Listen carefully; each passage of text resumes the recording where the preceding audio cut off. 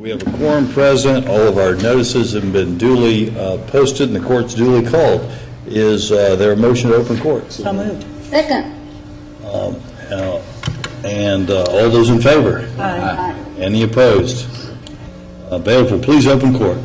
All rise. The Dallas County Commissioners Court is now in session for the February 2014 term with Honorable Judge Jenkins presiding. Please remain standing for invocation. And our invocation this morning will be given by a guest of Commissioner Price. Judge, Commissioners, I don't see Pastor Jenkins as of yet, so I'm going to divert to my former constituent in Sunnyvale, 9 Highland Park, and ask her to pray. And how? Oh, is that you? Former Sunnyvalian. Sunnyvale. I didn't know that. Thank you, Commissioner. If we could all bow. Gracious Lord, how excellent is your name. As we come here today to discuss, to think, to contemplate, we ask that you will sharpen our minds and calm our hearts. We pray for good decisions here today. We pray for open debate, and we pray that you will watch over each of us as we continue our part of public service, knowing in the end that it is all for you. In your Son's name, amen. Amen. Good Methodist prayer there. Thank you, Shane. Teacher. They went too high. Pray.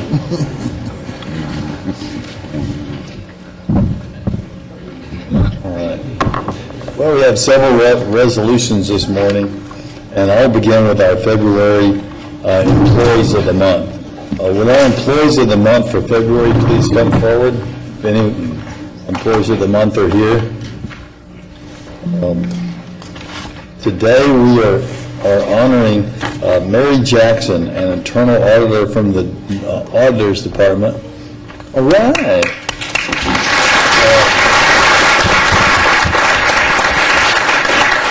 Thomas Lewis, the Director of Housing for Health and Human Services.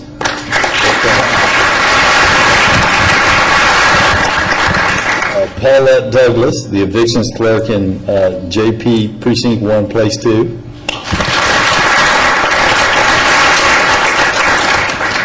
Patricia Mitchell, Probation Officer with Juvenile.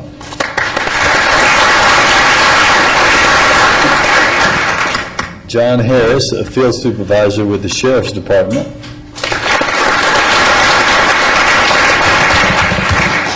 Veda Martin, Detention Service Officer in the Sheriff's Department.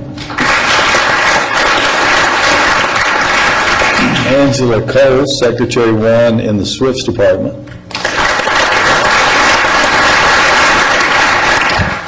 Brenda Lopez, Clerk 2 in the Tax Office.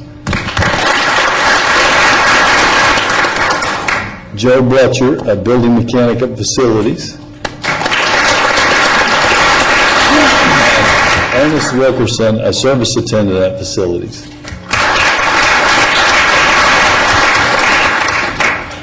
And I'll read the resolution and move for its adoption. I've got several of them here. Let me see if I've got it. So here we are. Whereas Dallas County employees are hardworking, dedicated, and play a vital role in achieving the goals and objectives set each year by the Commissioners Court, most employees perform above expectation and ensure that Dallas County continues to be a regional leader and a destination of choice for residents and businesses. And whereas the Dallas County Commissioners Court authorized the creation of the Employee Recognition Program in 2012 to encourage recognition of dedicated employees who represent the best and the brightest of our workforce. And whereas the Dallas County Employee Recognition Program is consistent with the county-approved Strategic Plan Vision 1, Dallas being a model interagency partner, specifically Strategy 1.1, Commissioners Court provides leadership and establishes a vision for Dallas County.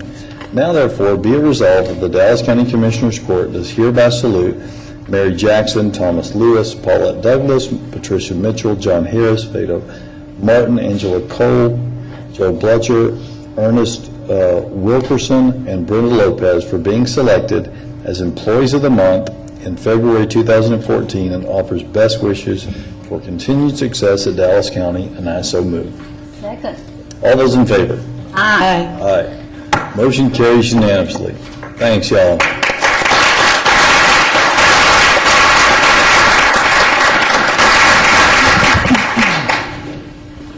And we also have some resolutions today. Let's see if we can get to the, there we are. Let's see, the next resolution is from Commissioner Cantrell.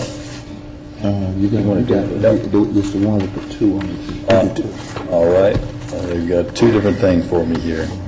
All right, so you don't have one?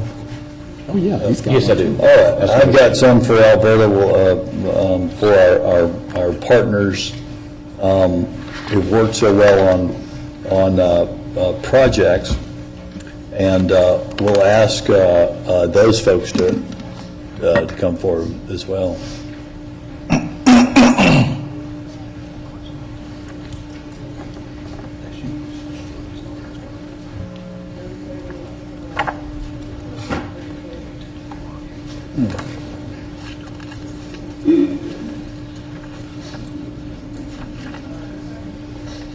All right.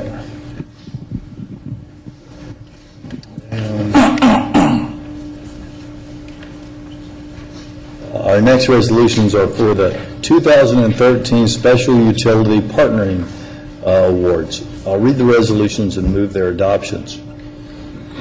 Whereas the Dallas County Commissioners Court takes special notice and acknowledges where an individual and their employers have contributed and provided exceptional service to Dallas County and its project partners under the Major Capital Improvement Program.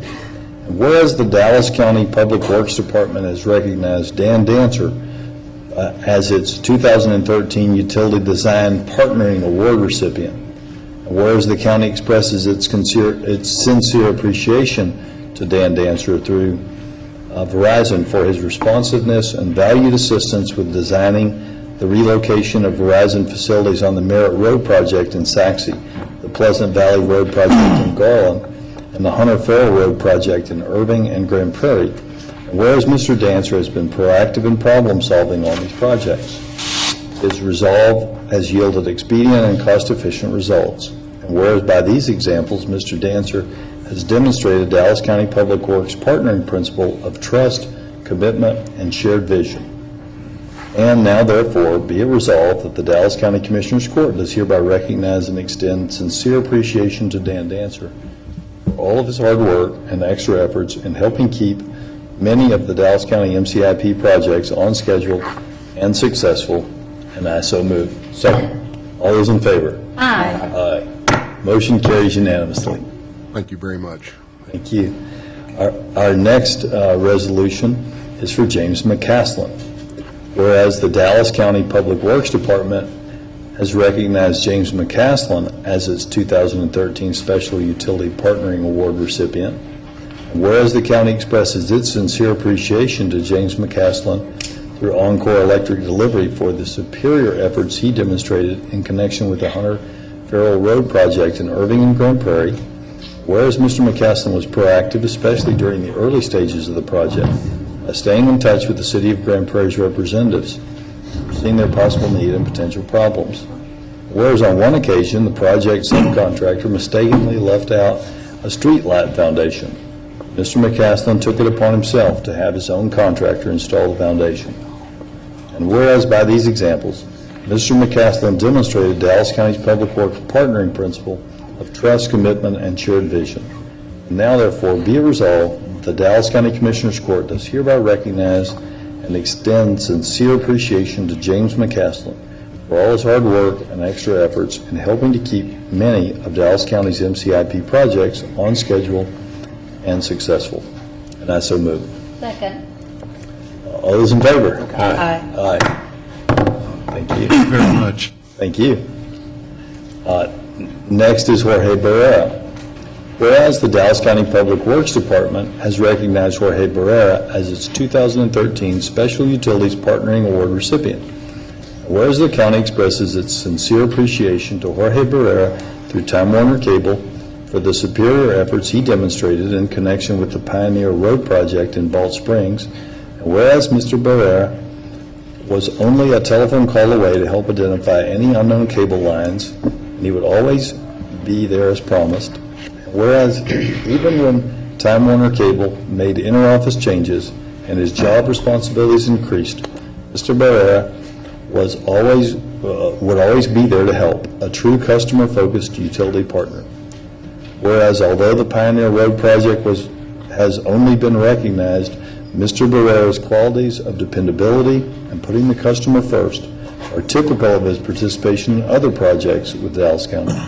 He demonstrated Dallas County Public Works partnering principles of trust, commitment, and shared vision.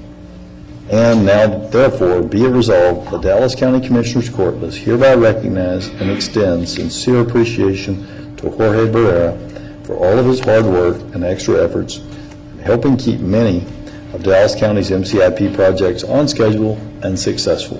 And I so move. Second. All those in favor? Aye. Motion carries unanimously. Thank you.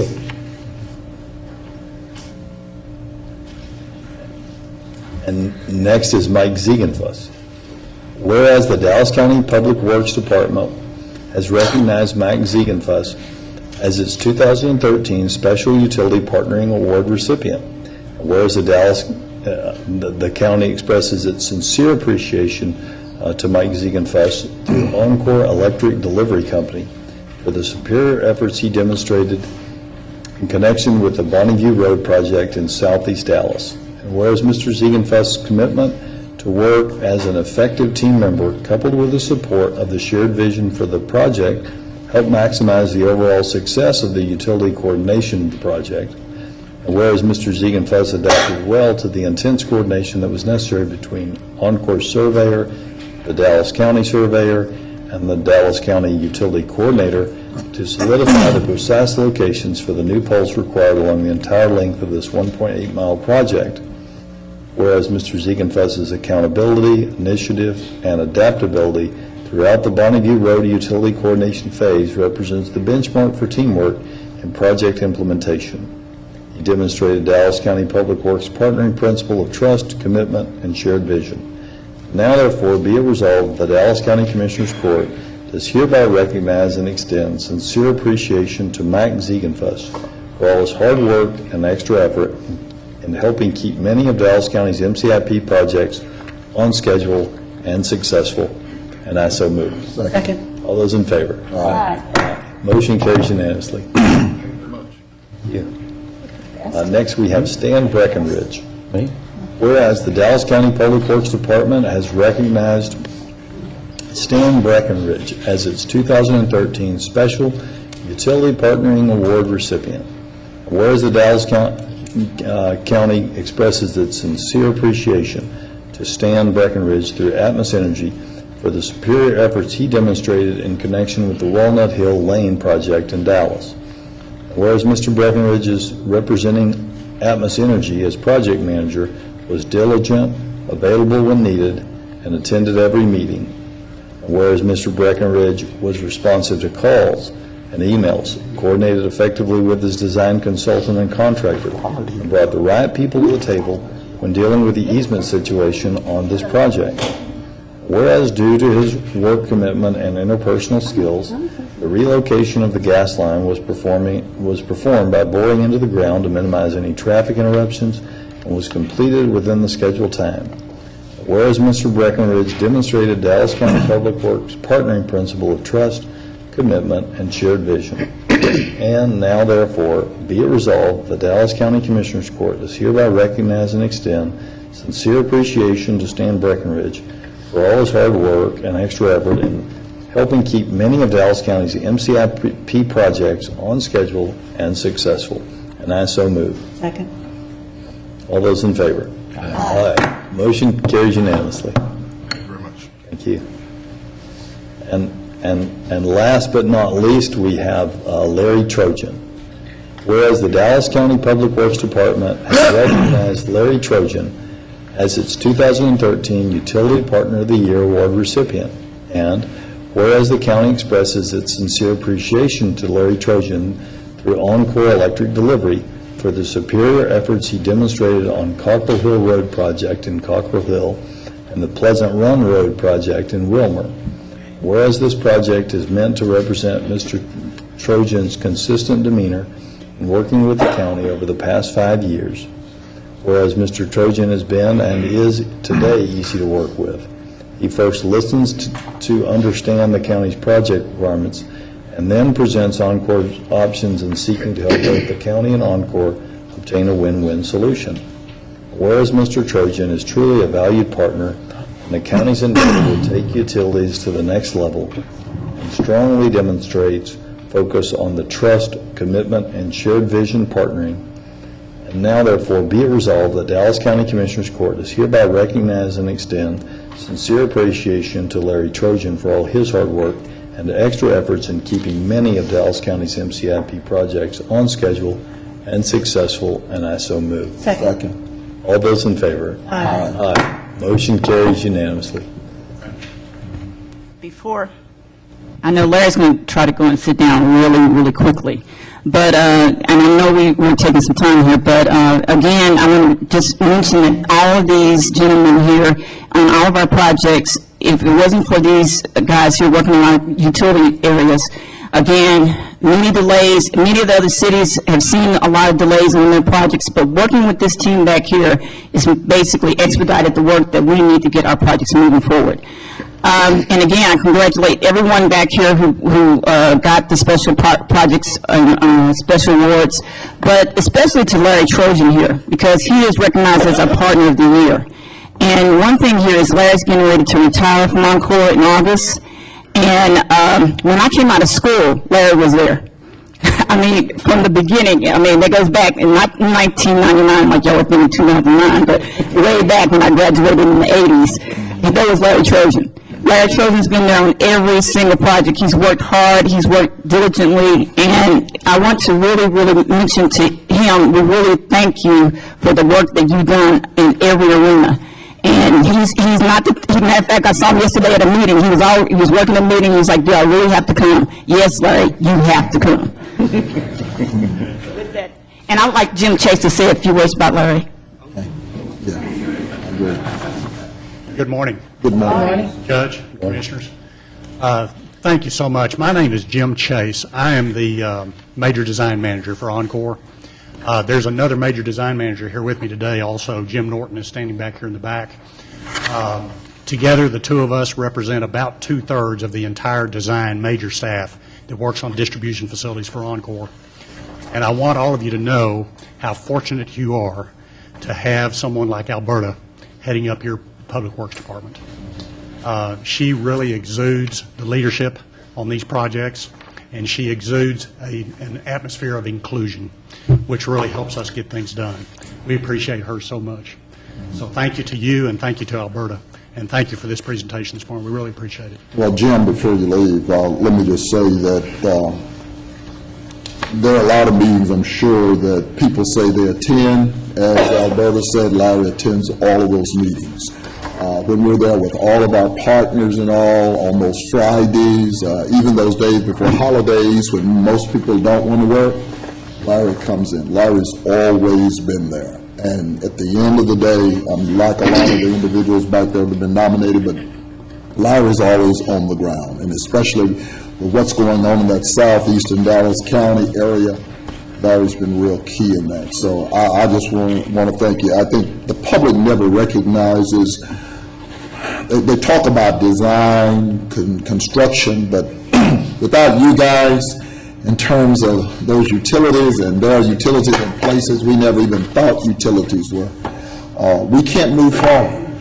And this whole partnering concept that Ms. Blair and her team had basically inherited from the Colonel has really facilitated a lot of our delivery.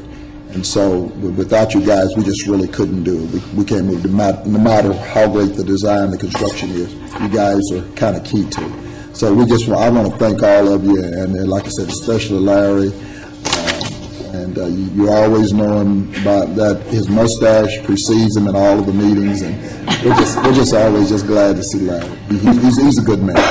Good man. Thank you. And I just want to add, all of us who had attended some of these meetings, and I do have to say, most of these projects are in the southwest side of Dallas County. I know that the Hunter Farrell Road project that, Mr. Dancer, Mr. Baggerich, and Mr. Trojan have worked on was a labor of love of more than 16 years. So when you say that and knowing that those meetings sometimes are not the most exciting meetings, I do have to say that we have come a long way when it comes to improving transportation, the quality of life of Dallas County, and it couldn't happen with all of you guys. I know we still have more projects in the pipeline, and Larry, you look too young to be retiring. So, he needs to be rehired as a consultant with a higher pay and come back.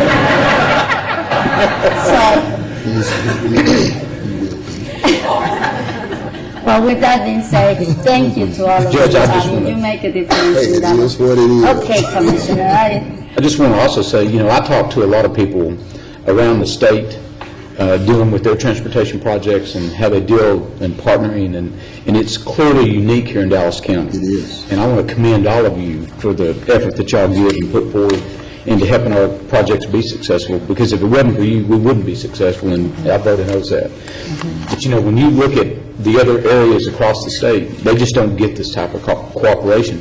And it may be because they just haven't asked for it, I don't know, but we really appreciate what y'all do. Thank you very much. And I'm just getting started here, but I do know and realize very, very strongly that you guys need us, and we definitely need you, because there's no way that any of us can do any of this by ourselves. So thank you very much for what you do yesterday, what you're going to do tomorrow, and for showing up today. Thank you.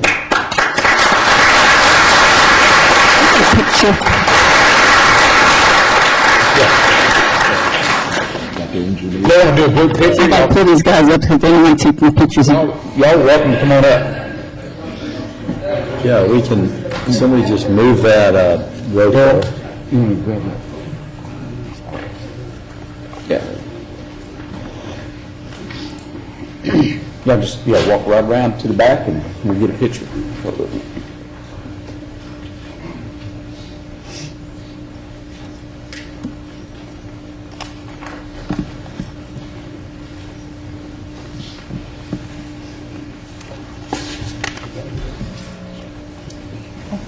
Congratulations.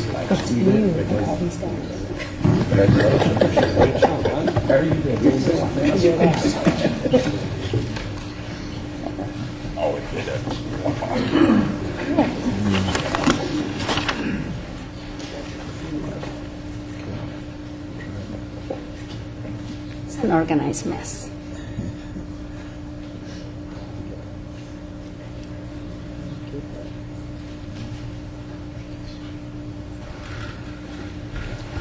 Thank you all. Thank you. Thank you, brother.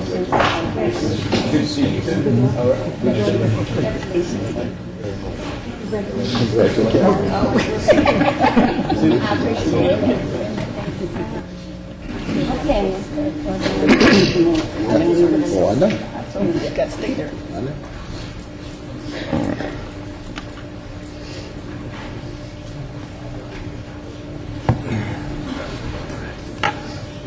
All right, I've got one more resolution. But when we, We can do yours next. I've got one more resolution for us this week, and then I believe some other commissioners have resolutions as well. And this third resolution is for Engineering Week. I will read the resolution and move for its adoption. So, yeah, Albert, don't sit down, yeah. Whereas Engineers Week is celebrated each year around George Washington's birthday, the nation's first president, a military engineer and land surveyor who directed a growing society towards technical advancement, invention, and education, and established the first engineering school. And whereas the Texas Society of Professional Engineers, a state society of the National Society of Professional Engineers, was founded in 1936 to serve the interests of the individual engineers in Texas across all disciplines of engineering. Whereas in 1951, the National Society of Professional Engineers founded Engineers Week, which is sponsored by more than 100 engineering, scientific, and educational societies, major corporations, and is dedicated to increasing public awareness and appreciation of engineering and promoting engineering as a career. Whereas Engineers Week supports student outreach by providing educational materials to thousands of engineers.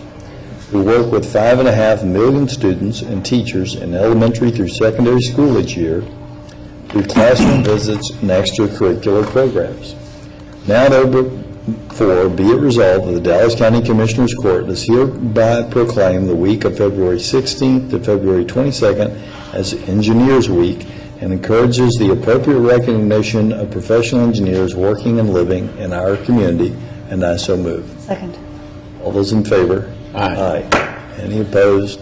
Motion passes unanimously. They didn't show up this year? No, it's me. I'm the engineer to show up. Yeah, right. Well, they didn't show up probably because I followed up last year with yeah, right, exactly, with a challenge, and I didn't hear back from them. So I guess their ranks had probably not improved or diversified anymore, so they didn't show. Well, one thing here is just increasing engineering in the public schools and getting math through and science through the public schools is what's very important to increase numbers of minority engineers across the board. So that's something that needs to be worked on, and I agree. That's something that needs to be worked on heavily. Well, and I take this opportunity to say it's the difference when you have the kind of mindset in the outreach. I saw that when you were the only African-American engineer here 30 years ago, and you were not welcome. And I think that there was your predecessor who did an outreach to the largest engineering school for African-Americans in the country. And as a result, the entire diversity of your department has changed, and it makes a difference when you've got a will. Agree. Well, Alberta, thanks for all that you do, and as far as anyone else that didn't come, my office did not contact anyone to come to this, and I'm not sure what outreach was made. One thing that I would note here is that Dr. Garcia and I will be, actually, I'm the chair of the Engineering Luncheon for this year, and I'm one of the co-chairs, and Dr. Garcia is actually one of the honorary co-chairs. So it is well noted that in our community, engineering needs to be something that needs to be increased on the minority side.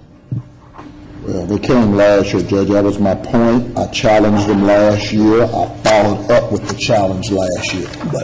And I appreciate your comments. I just wanted the record to be clear.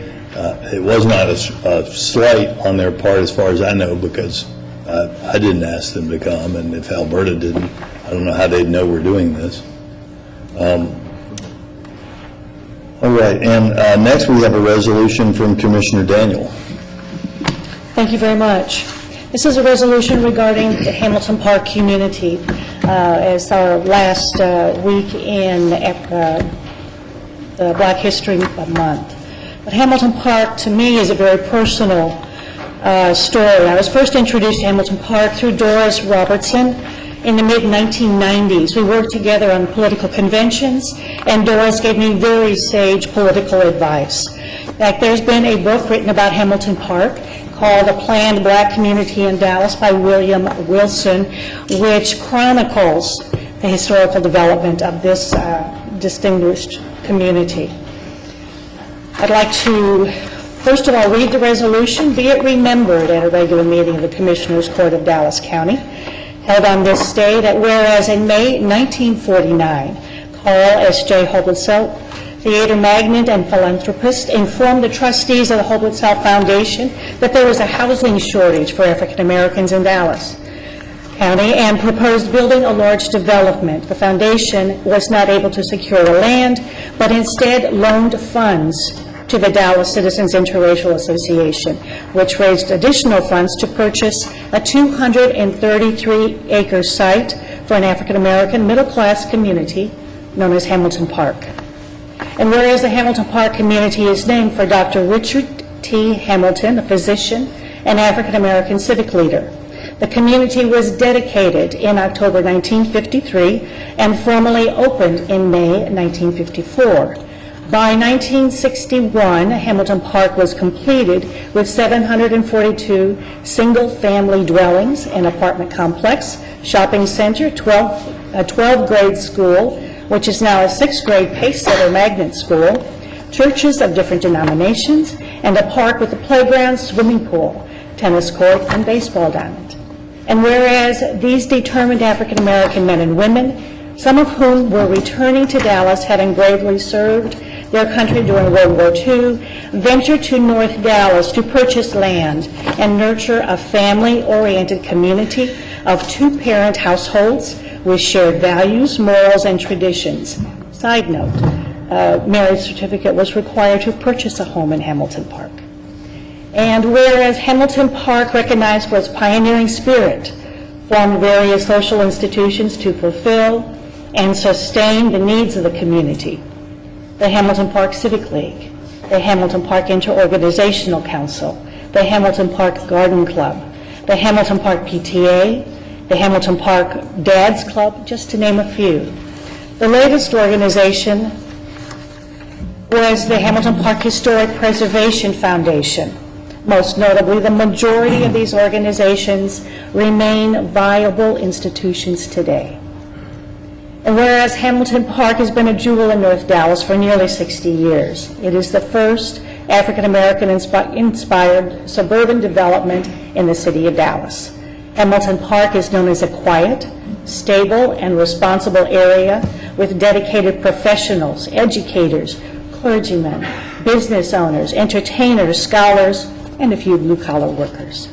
It has enriched this historic community through partnerships and collaborations with several nonprofits, private corporations, churches, and with the support of the Dallas Police Department to provide a safe community. And whereas today Hamilton Park is an integrated community, predominantly African American, there have been many changes over the years, yet the essence and pride of Hamilton Park still exists through the work of the community leaders, the first homeowners, and their descendants. And whereas in these changing times, the new generations, guided by the teachings of their parents and mentors, continue to serve in a variety of community and civic roles throughout Dallas County and the world. Now therefore be it resolved that the Dallas County Commissioners Court does hereby recognize and commend the Hamilton Park community along with its various organizations in preserving the historic legacy of this community. And I so move. All those in favor? Aye. Any opposed? Hearing none, motion carries unanimously. I would like to note, too, of those people who are standing up here, that we do have the continuation of that historic development and life in Hamilton Park. We've got Mr. Thomas Jefferson, and where's Mr. Thomas Jefferson, who is the president of the Hamilton Park Civic League, fondly known as the mayor of Hamilton Park. We have Mr. Charles Smith, advisor to the president of the Civic League and also past precinct chair of 20 years. Got Mr. Curtis Smith, stand up Curtis, president of the Hamilton Park Interorganizational Council and member of the RISD Interracial Board. And Mr. Abe Burton, he's the treasurer of the Hamilton Park Civic League. And we have Ms. Gina Riley Gray, right there, who is the chair of the board of directors of the Hamilton Park Historic Preservation Foundation.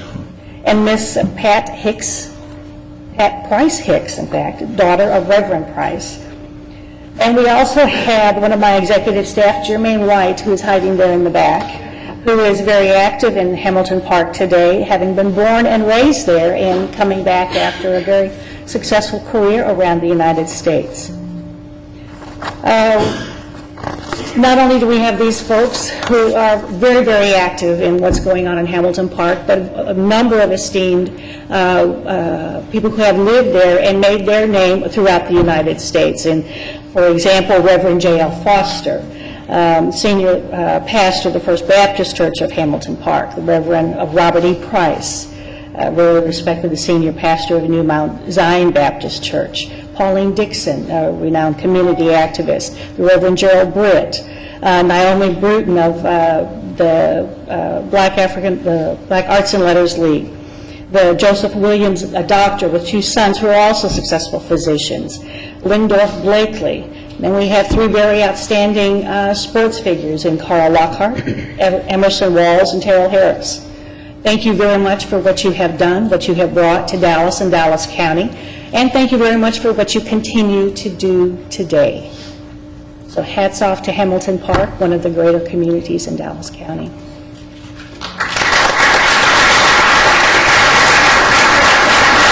a picture with all of us. We would love to do that for you. Will you join us for a picture, sir, so that we can mark this moment in time?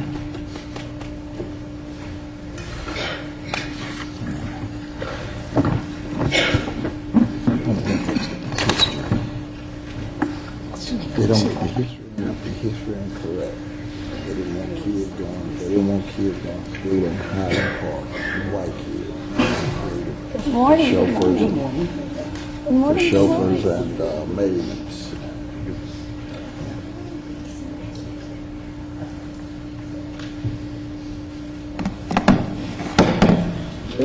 Good morning. The lie continues. Yeah, morning. I was trying to set the history straight, but they don't want me to. It's an impress. Oh, hell, when you know the history, let's read this his story.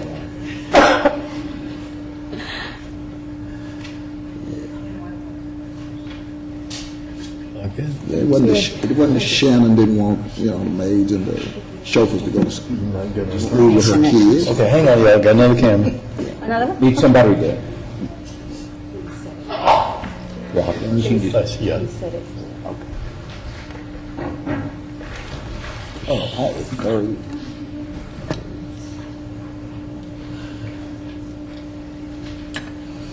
Crazy, I sang back there too. All right.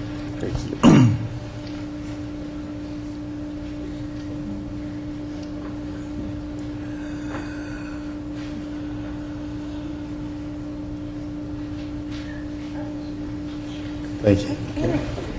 Let me move this out. Congratulations. Okay. Good? Very much. Thanks, guys. Appreciate you. Okay. They heard you. Yeah, I know. Let me talk.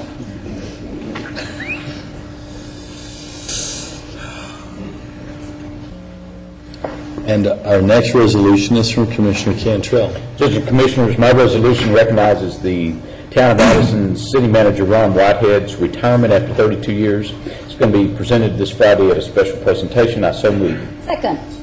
All those in favor? Aye. And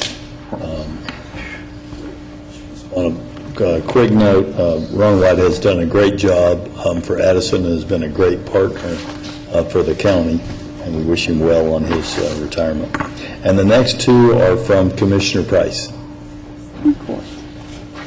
Judge, Commissioners, first of all, we're going to start with the esteemed court.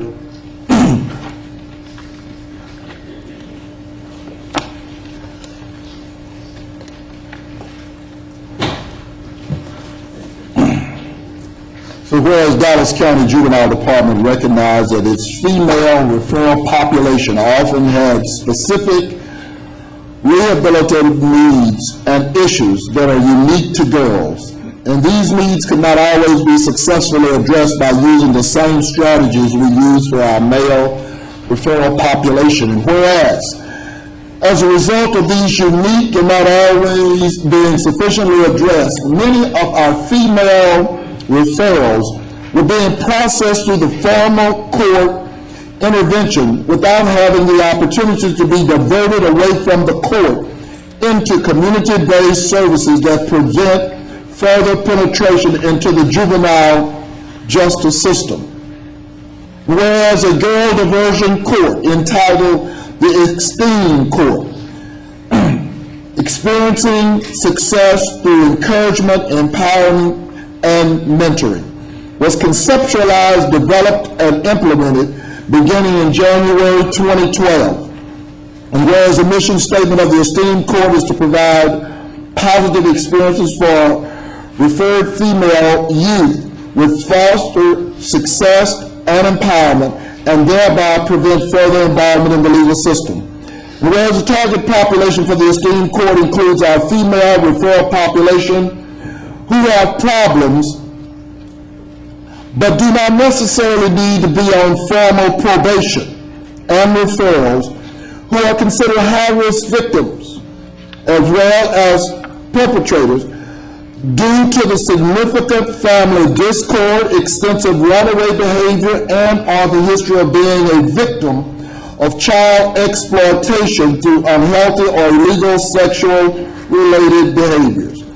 And whereas this diversion court model includes an esteemed court judge, a dedicated esteemed court probation officer, functional family therapy counselors, community partners specializing in mentoring, education, truancy, and the skills of all which emphasize the importance of healthy personal relationship in these girls' lives through the group and individual counseling, extensive mandatory family involvement, and any array of wraparound services.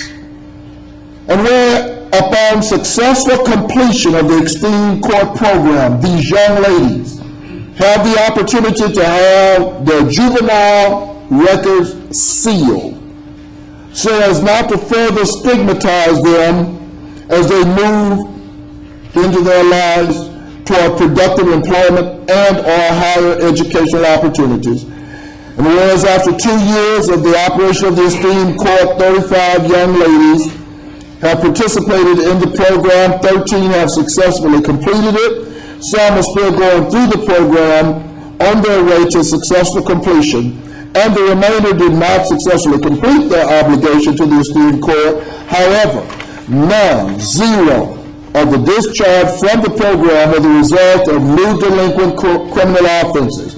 Instead, they were neutrally discharged or discharges due to other factors beside the commission of a new offense.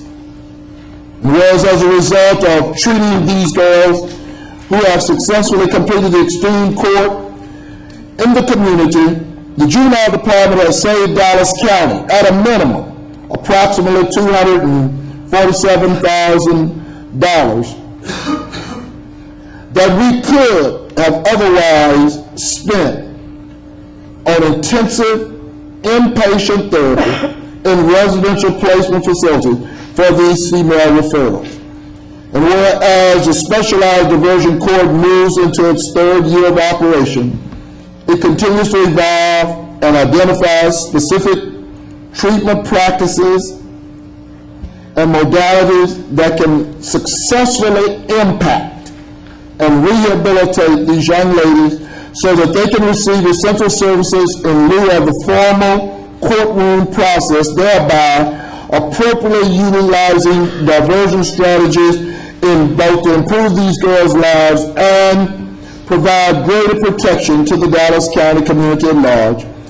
Therefore, be resolved that the Dallas County Commissioners Court does hereby recognize, congratulate, and commend the Dallas County Juvenile Department Esteemed Court for successfully operating a model diversion court program that is precedent-setting for the juvenile justice system in Dallas County. And so moved. Second. All those in favor? Aye. Any opposed? Motion carries unanimously. Thank you, Commissioner Price, Judge, Commissioners. What I need to say, first and foremost, is this program was the idea and brainchild of Judge Cheryl Shannon. And more importantly, we brought it to fruition based on a design that she saw when she was in Albuquerque. More importantly, though, is although she was a judge for 19 years, she still brought that enthusiasm and passion for the kids and the girls we serve. These girls, we may not have high numbers, and I tell the team all the time, this is going to be the most difficult population. They are girls who are victims of trafficking. They are girls who are victims of inappropriate relationships, low self-esteem, a myriad of problems. They don't go to school. We have AIM Truancy that works with them, and we have surrounded them with services. The ones who do complete the program, we do save the county money, because if not, these girls would have been placed. So we have a tenacious team that are standing behind us, including Ms. Thompson, who I see, who worked with us and left and still continue to work with our population. I will turn it over to Judge Shannon, because like we said last week with Judge Ashford, without the judges to run these programs, we would not have the success. And if you ever come to our STEAM court, and they have a graduation tomorrow, we have 3 girls tomorrow who are graduating. I hope you get a chance to see it. But without that leadership from our judge and our caseworker, Mrs. Spino, who've done an outstanding job, we would lose this population, and they would be involved in the juvenile system or referred to court.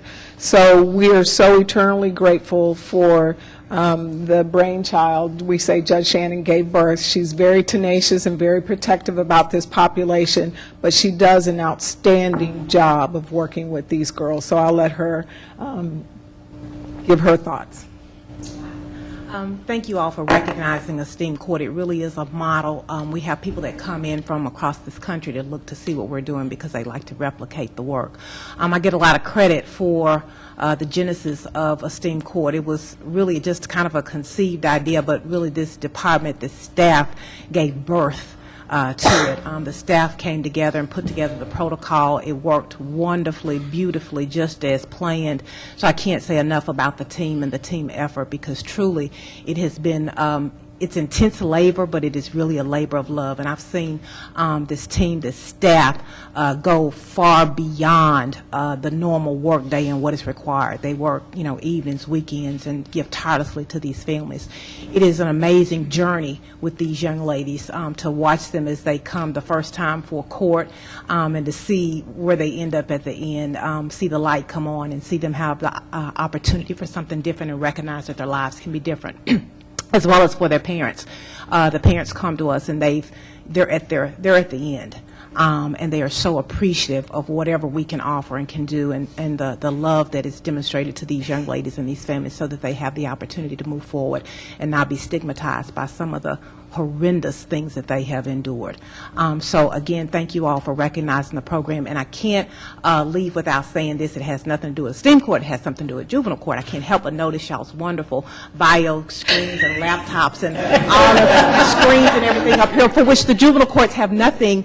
We'll put a pin in that. We'll be back. The county clerk's We'll be back with respect to that. Thank you so much. Yeah, courtesy of the county clerk's office. And I would like the team to introduce themselves and share with you their perspective of what they do. The ringleader is Ms. Connie Espino, who is our probation officer. I'm a little short. I'm Connie Espino, and I'm the probation officer for the court. And it has been a kind of a hard road, but it's been also a rewarding road, and just looking forward to working with more of the girls. I'm Janice Evans, and I'm chair of the committee that developed the Esteem Court.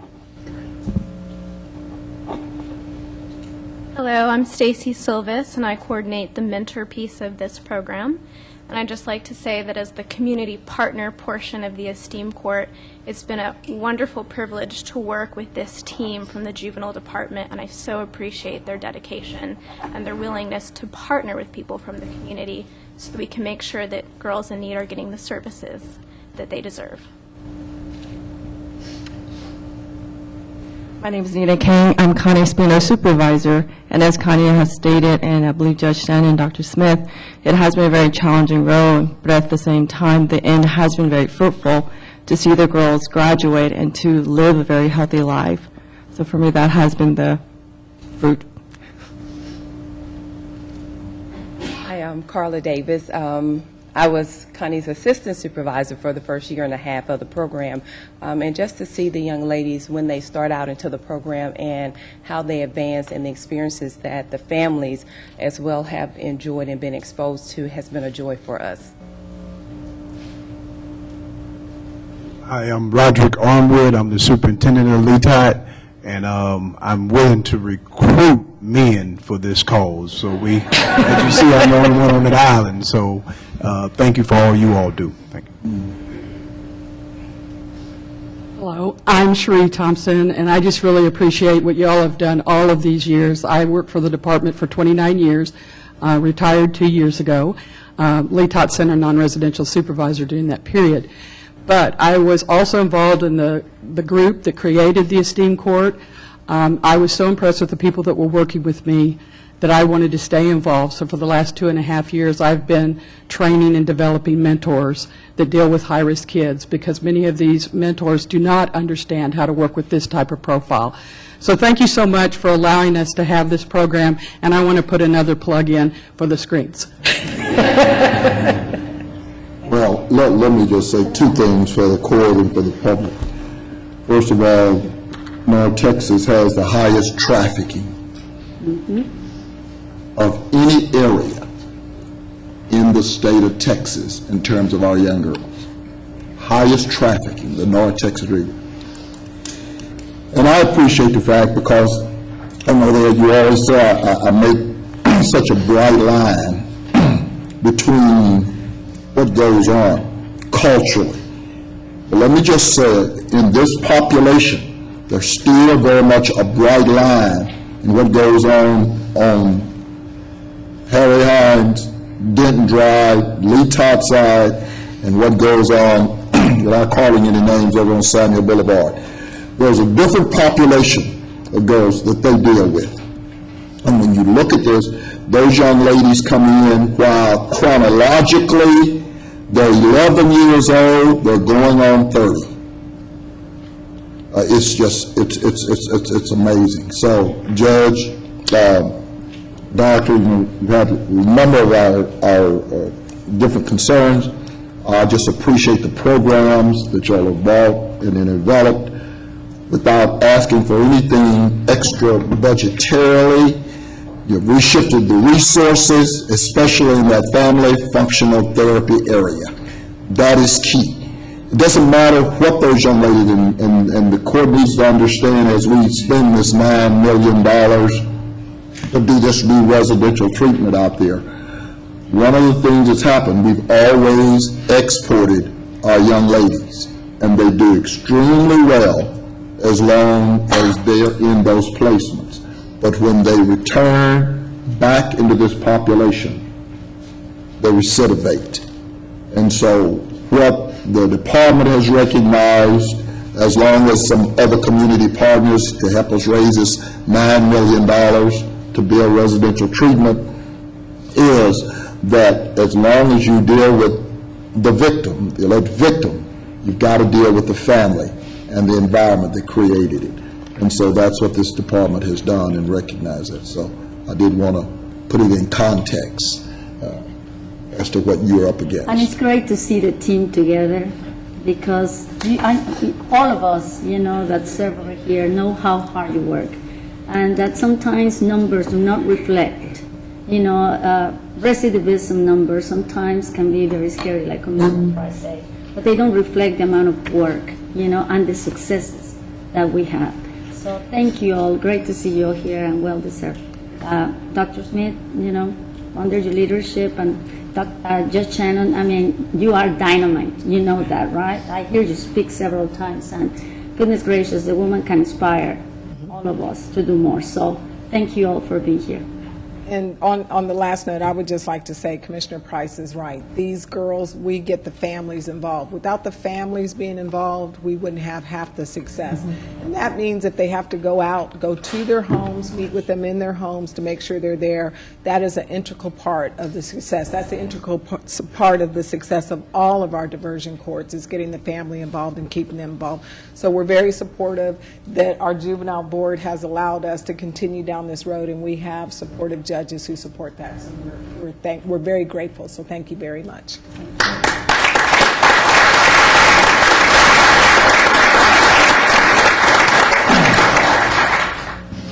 And last but definitely not least, is the Dallas County Public Defender's Office. Judge Tate, they even got you back down here. So all of those with the Public Defender's Office, let me just ask y'all just kind of come into the fray.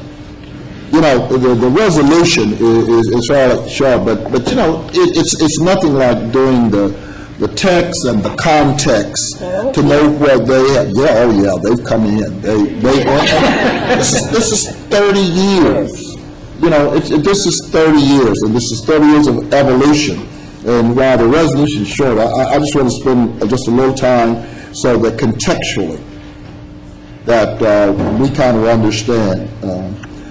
Dallas County Public Defender's Office is the second oldest public defender's office in the state of Texas, and the first of its kind. You know what I'm saying? I'm giving you context. It is the largest public defender's office in the state of Texas.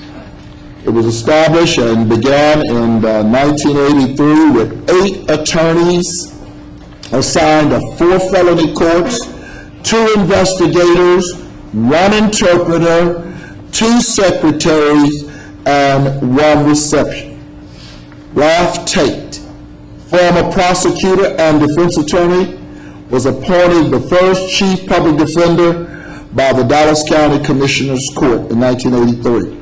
In 1985, the chief public defender, Ralph Tate, with the support and the funding of the Dallas County Commissioners Court, expanded the office to include a misdemeanor division with 4 additional attorneys assigned to 2 of the county criminal courts. The office continued to grow. In February 1988, when the chief public defender, with the support of the Commissioner's Court, facilitated the creation of a juvenile division consisting of 3 attorneys, 1 investigator, 1 secretary, and a part-time intern. In 1988, Ralph Tate left his position as chief public defender to preside over the Dallas County Criminal Court number 4. Judge Tate retired in 2006 after spending 20 years on the bench, having been consistently ranked highest among the county criminal court judges in Dallas County. The office has grown significantly over the past 30 years to a current staff of 90 attorneys assigned to 37 courts in 4 different court buildings: Frank Crowley, George Allen, Henry Wade, and the Dallas County Mental Health Court. The office employs highly trained, experienced investigators, paralegals, interpreters, and hard-working clerical support for a current total of 118 full-time employees. The office has grown from employing 8 lawyers assigned to 4 felony courts in 1983 to 90 lawyers in 5 divisions, handling criminal, juvenile, appellate, family, and capital cases. The office also includes mental health attorneys and DNA actual innocent lawyer. The office has been recognized as a model for new public defender offices throughout the state, including the new office in Harris County Public Defender's Office. The County Public Defender's Office has trained students from high schools, colleges, universities, law centers throughout the country and even abroad. The office is an approved organization where law students and college students may receive school and or complete their public service requirements. The comprehensive internship program has trained law students from more than 40 law schools across the country, including Southern Methodist University, Texas Tech, Texas Southern, Thurgood Marshall School of Law, Harvard University, Boston University School of Law, Wake Forest, Case Western, William and Mary, Vanderbilt, Columbia, Tulane, University of Texas, University of Florida, University of Oklahoma, and even Bayreuth University in Germany. College students from institutions of higher learning, including Hampton University, Spelman College, Brown, Emory, Harvard, Columbia, Boston College, and the University of Michigan, just to name a few, have done summer internship and externship programs. The Dallas County Public Defender's Office has partnered with both public and private high schools, but not limited to Yvonne Ewell, Town Law Magnet, LG Pinkston, and other schools in the Dallas Independent School District, Duncanville High School, Bishop Don, Hockaday, Ursuline, and Trinity Christian. The Dallas County Public Defender's Office has partnered with the law firm of McCool Smith and a lawyer on loan exchange program, where associates get first-hand case on criminal cases and gain valuable experience. The Dallas County Public Defender's Office has a special partnership with Southern Methodist University through their Dallas Foundation College Clerkship Program, the Nancy Kennedy Public Defender Internship Program, Public Service Placements, and the SMU Criminal Clinic Program. You know, I don't know wherever you start, but I'm just going to get to some of this real bottom line. In fiscal year 2013, the Assistant Public Defender's Office assigned to adult criminal case handled over 35,878 cases. The Dallas County Public Defender's Office provides cost-efficient, quality legal representation to indigent defendants who cannot afford to hire their own attorney. The Dallas County Public Defender's Office reduces the cost of indigent defense in Dallas County. The Dallas County Public Defender's Office ensures that defendant-attorney relationship established within the time frame that's required by the Fair Defense Act, that it is centralized defense service in the single office, which creates an infrastructure and a procedural routine suitable for processing a large volume of cases in an efficient manner.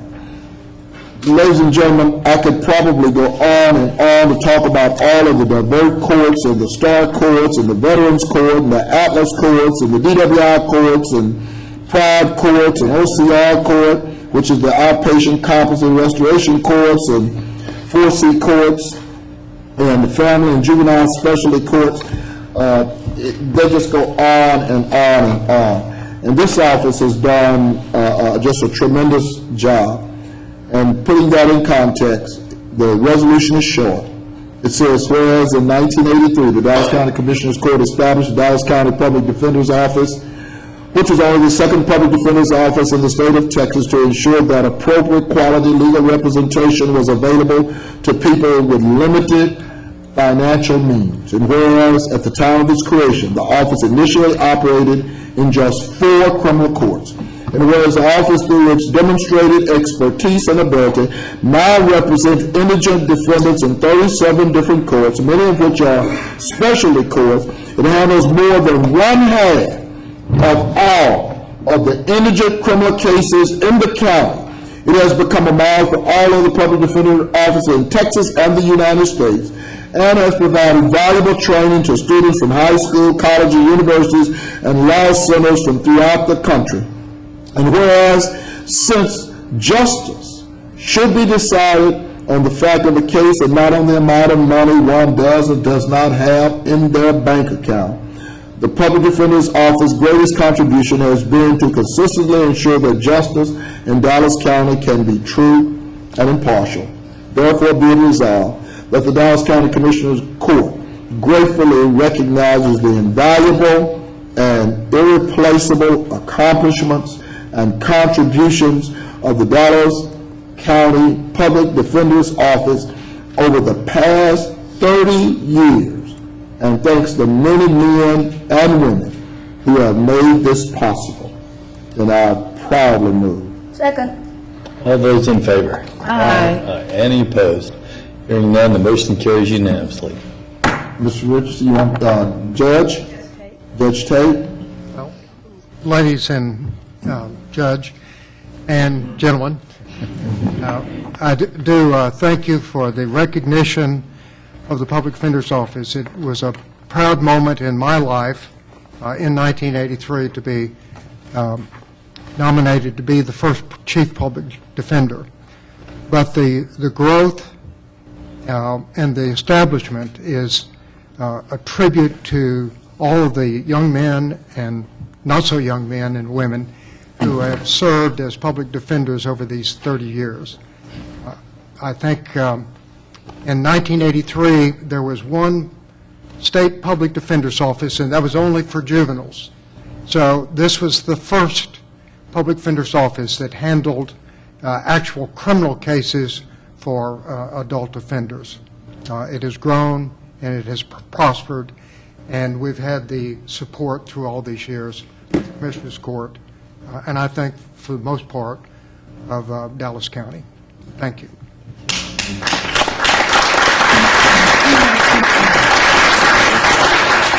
Thank you, Judge Jenkins, Commissioners, Commissioner Price. Thank you so much for recognizing these group of individuals. I will tell you, these are the people that are standing behind me, and let me say that they are not all of the employees of the Dallas County Public Defender's Office. We had to leave someone in court so they could make sure that Dallas County is operating efficiently and effectively. But I have to say that they don't often get the recognition that they deserve. And that's sad because they work extremely hard. They deal with clients that are sometimes angry and resentful and sick, mentally ill, and have substance abuse problems. They deal with difficult family members. They deal with prosecutors who can't possibly understand why your client won't take 150 years for a theft enhanced.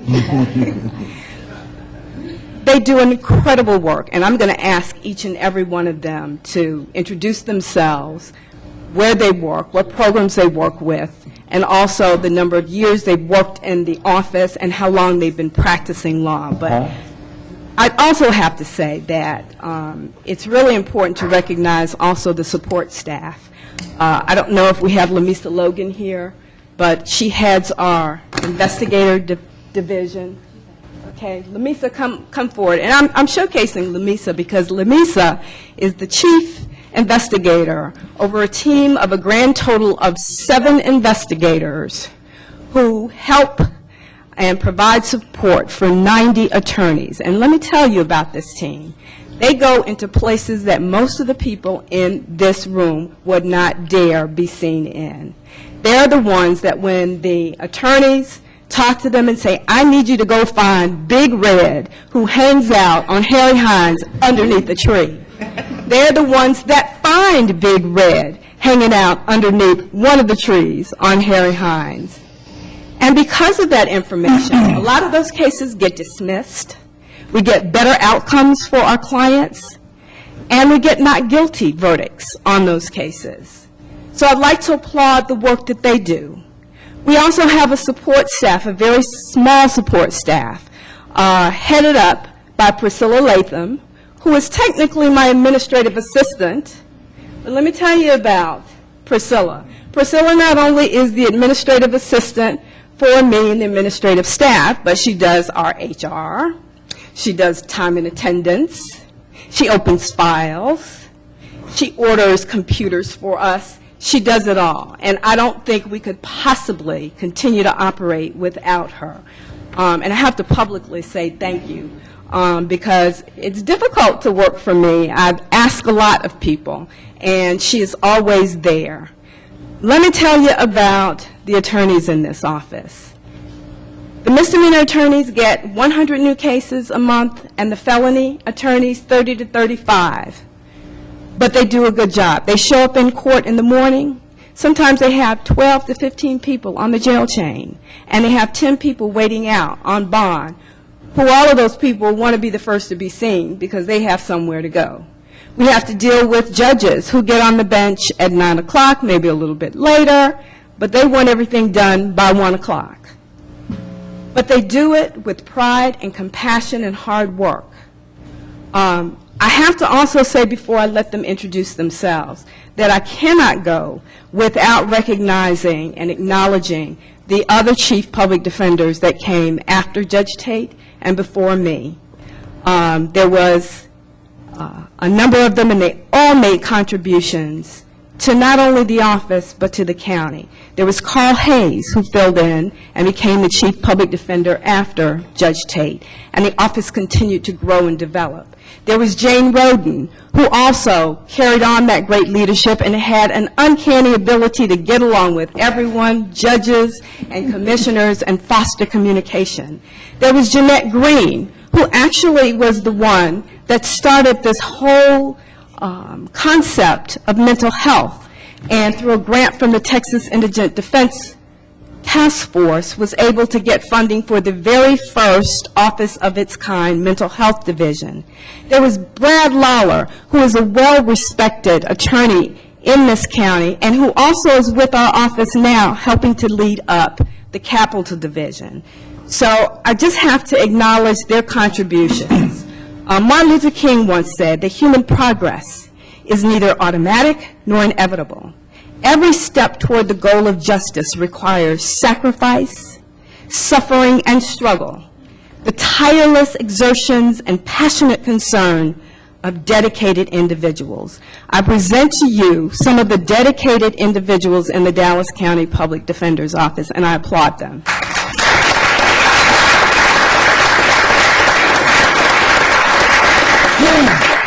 I'm going to ask each and every one of them to come up and again tell you who they are, what courts and programs they work with, how long they've been practicing, and how long they've been with the office. It's just going to be a 3-minute limitation, or 10 minutes? 10 minutes each, okay. Good morning. My name is Rick Jordan. I've been practicing law in Dallas County for a little over 30 years now. I have been with the office about 8 years, and I'm the supervisor of the misdemeanor division. Good morning, Judge and Commissioners. My name is Theo Pugh. I'm the interim assistant misdemeanor supervisor. I've been with Dallas County for 7 years, been practicing law for 18. Great. Good morning. Thank you for recognizing us. My name is Miriam Udine. I'm a competency attorney.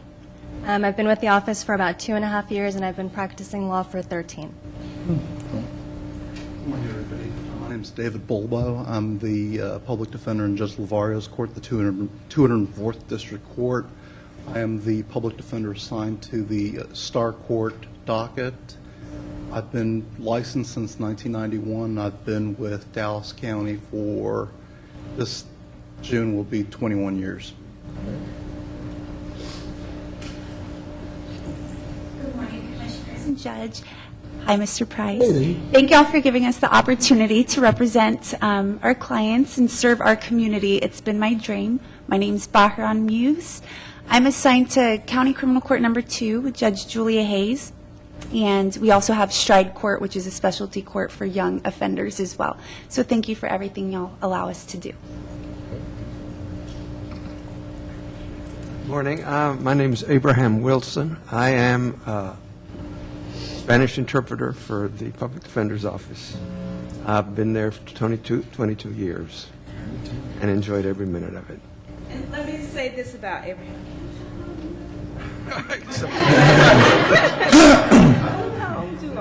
He's the same age as Commissioner Cantrell. Abe retired a couple of years ago, and he's got a wonderful family. He's got kids that are lawyers and doctors and a wonderful wife. And then he came back and he said, but I want to come back and work part-time. And Abe sometimes gets frustrated because we do have a lot of Spanish-speaking lawyers now. But I tell him all the time, you are an incredible asset to this office. He has taught Spanish classes to judges and to prosecutors, and he interprets for everyone. He is awesome. Okay. I was born in a good year, 1933, September.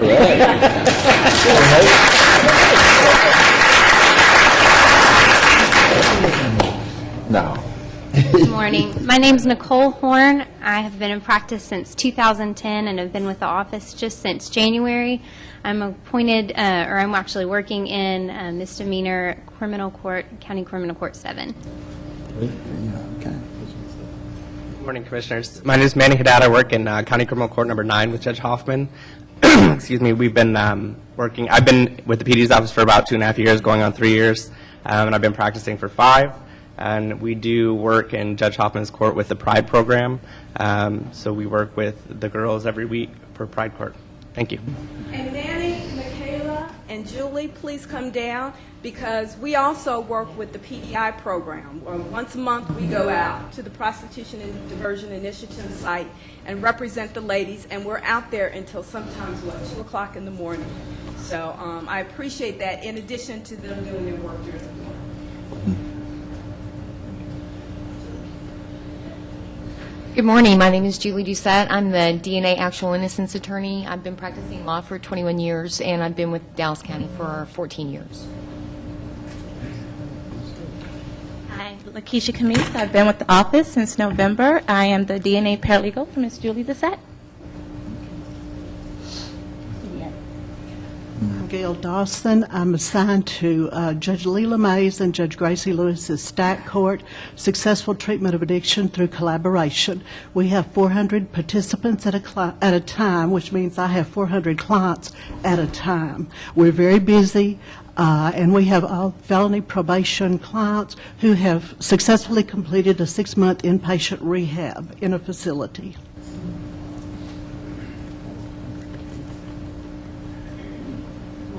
My name is Audrey Garnett. I've been licensed since 2000.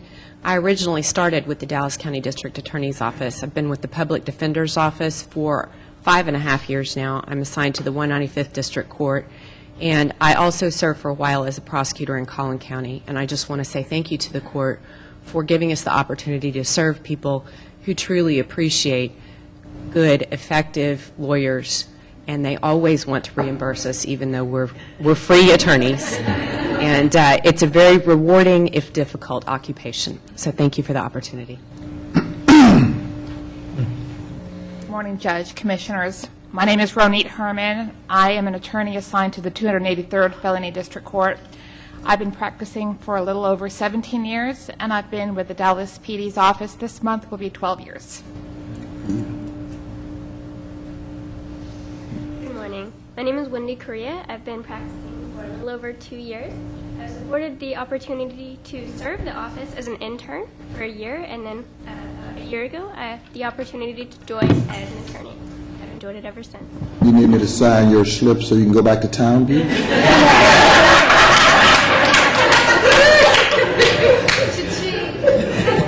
Hi, I'm Lennox Bauer, and it's good to see you all.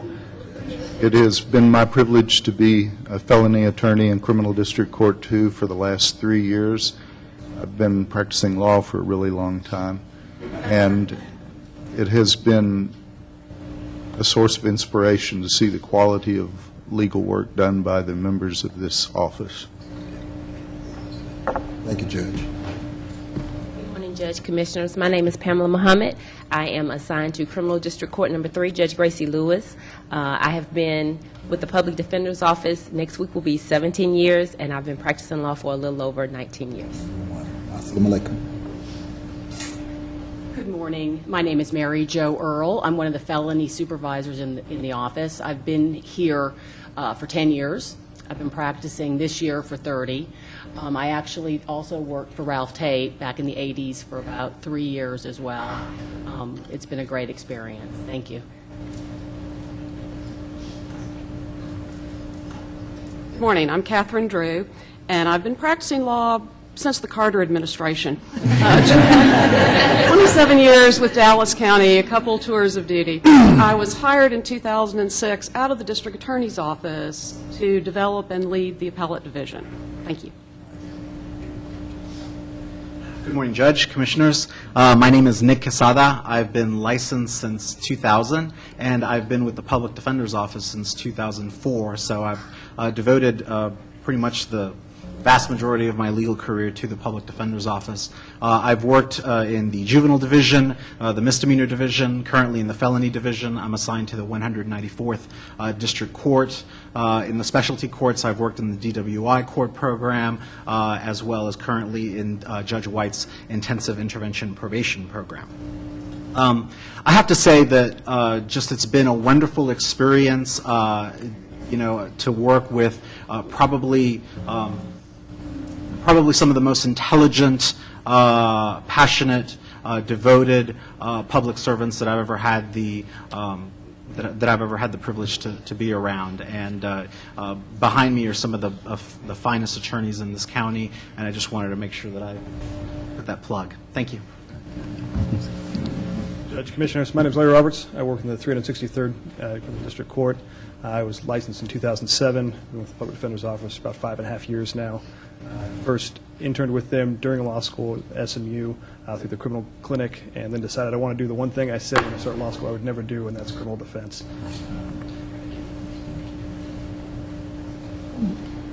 Morning. My name's Erin George. I'm assigned to the 363rd. I've been licensed for 8 years, and I've been at the PD's office for 5.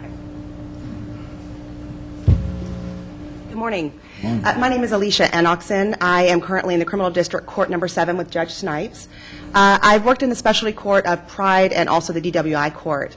I wanted to thank you guys so much for the recognition and also for ensuring that, or enabling us to ensure that our clients are able to see justice to the best of our ability. Thank you so much. Good morning. My name is John Burchett. I've been licensed to practice law since 1988. I've been with Public Defender's Office since 1997. I am in the Safe P4C Reentry Court with Judge Francis. Thank you. Good morning. My name is Drew McKimmey. I've been licensed to practice law for about 6 years. I've been in the Public Defender's Office nearly 3, and I practice in County Criminal Court number 11, which mainly deals with just family violence type cases. Thank you. Thanks. Good morning. My name's Iffy Seals, and I'm one of 3 public defenders in CDC 4 with Judge Collins. I've been with the Public Defender's Office for 1.5 years, and I've been practicing for 7 years. And I just wanted to thank you for this opportunity. I was an assistant district attorney at one point, and I think that this job has really opened my eyes to the need people need to have good legal representation, and the Public Defender's Office, we strive every day to do that. Thank you. Good morning. My name is Lauren Collins. I've been with the office since 2012. I've been an attorney since 2011. I'm currently assigned to County Court 3, which is Judge Skemp's court. I'd like to thank, and a lot of people have gone over sort of myriad of different people who allow us to do our jobs. I think the field generals, the sort of the troops on the ground, as far as Theo, Rick Jordan, and Vicki Rice, are the ones who really let me do my job. They're the folks who are willing to back us up. They back us up to prosecutors. They back us up to the judges, and it's a lot easier. It facilitates me doing my job when they can back me up. So, and y'all, thank you. Thank you. Good morning, Judge. Good morning, Commissioners. Hello, Commissioner Price. Nice to see you again. My name is Denise Campbell, and I am the mental health public defender. I've spoke with you before, and Ryan Brown followed us around, so I'm happy to say behind me, instead of there just being 2 case managers, we have a part of the staff with us. You afforded us additional case managers, an additional attorney, and on behalf of the mental health community that we serve, I wanted to say thank you for the opportunity today, and they will each introduce themselves. Hi, I'm Angela Higgins, and I've been with the Public Defender's Office since September of last year. I'm one of the lead mental health caseworkers. Good morning. My name is Mary Delita. I'm a mental health caseworker, and I've been here since June of last year. Thank you. Good morning. I'm Dr. Stacy Page. I'm a case manager in the Mental Health Division, and I've been with the office for 8 months. Okay, and I've been with the office for 5 years and practicing law the last 14 years. Good morning. I'm Frank Douglas. I'm assigned to Criminal District Court number 5. I was licensed late in the 20th century. I've been with the office 15 years. Morning. My name is Charles Vaughn, and I'm the chief of the Civil Division, which comprises the juvenile attorneys, the CPS attorneys, and the family division at George Allen. I tried my first case in front of Justice of the Peace Mike Cantrell. And And you won, didn't you? And I've been with the office about 16 years. morning, Judge and Commissioners. My name is Andrew Kaikai. I'm originally from Sierra Leone, West Africa. Sierra Leone went through 10 years of brutal war. I was a lieutenant in the Army, came to the United States in 1997, was granted asylum, went to college, law school, and I've been with the Dallas County Public Defender's Office since 2009. It is the greatest job I've ever had. And I would like to say special thanks to our boss, Lynn, Paul, Rick, and all the others who make our job comfortable. They are the best bosses I've ever had. And thank you.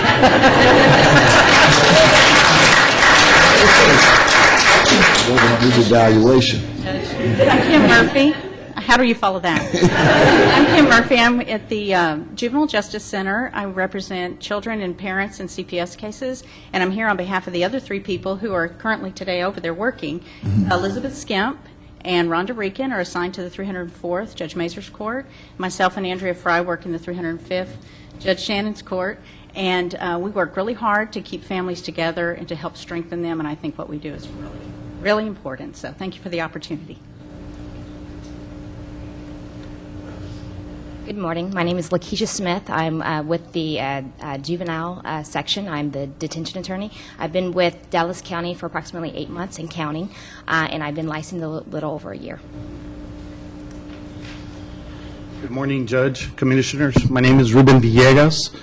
I'm an investigator with the Public Defender's Office. I've been with Dallas County for 14 months, and I'm currently assigned to Henry Wade. Good morning, Jane Whitaker, 20 years practicing, 17 years with the county. I recognize many faces. I'm here to represent the JD portion in juvenile. Melissa Reed is one of our attorneys. She's on the esteemed court. She's back working, but I wanted to mention the other attorneys there, Tammy Seaton, Miss Leah Polk. I also want to thank my boss and Dr. Smith and Commissioner Price, because after I left here, I also run a Boy Scout troop, and I have 5 boys that are going to get their Eagle Scout June 14th. So I will send you an invitation. Thank you. Good morning, Judge, County Commissioners. Last and certainly least, my name is Paul Blanca. I am the first Assistant Public Defender for Dallas County. I've been with the office for 12 years. I've been licensed to practice for 15. In addition to being responsible for the day-to-day operations of the largest public defender's office in the state of Texas, as well as the best. I also participate in extradition hearings and provide consultations in grand jury referral cases. And thank you. This is certainly the best job that I've ever had, and thank you for making it possible. Let me say, and this is the last word, I promise, Commissioner Cantrell, that Paul is awesome. I could not do this. This office has grown tremendously, and it is, I don't know how it could function. And he does everything from go down and cover courts when we have people that are out, to going out and working with the mentally ill when we have vacancies out there. But I have to thank you guys. Commissioner Price, you have always been so incredibly supportive. But I want you all to understand that we are here because we want to make sure that we protect the rights of our clients. Thank you again, and thank you for indulging us. And I think one of the reasons that she said, when we do town hall meetings, and what often happens with the Public Defender's Office and the appointed attorneys, they commingle. And I'll make it very clear, there is a vast difference. And a lot of times when our constituents have run upon the court-appointed lawyers, they say they're public defenders. And of course, I'm calling, and I can't say enough. And Jane Whitaker said something a few minutes ago about those Eagle Scouts. By the way, they're in South Dallas. You talk about spending time in places that are challenging. Jane does that, but maybe that has to do with that West Point background, former police officer. I ain't gonna tell all your business, but anyway. But I just want to thank all of you. I really do. I am so proud, of this office. One of the things the resolution said, you have represented over 50% of the indigents in Dallas County. Very cost effective, and like I said, at the end of the day, it has given us justice. That mental illness division, I can't say enough about you. And this department is just 60% of what we do is criminal justice, and you help us manage that to the T. But they get superior service and get the best you have. And we see you all the time. A lot of us are in and out of there, but thank you. Thank you for your leadership. And Lincoln said that leadership is not going where people want you to go. Leadership is taking people where they need to go. And you make that decision. And as she said, you fight with families, or let me just say you counsel with families and defendants. And I just appreciate the fact that you're always very, very responsive. So on behalf of a grateful county, very cost-effective department, thank you. Thank you very much for being that model. And thank you for taking the extra time to have on the record the incredible diversity and just the huge amount of talent that you have here. So thank you for taking that time and for what you do. Thank you.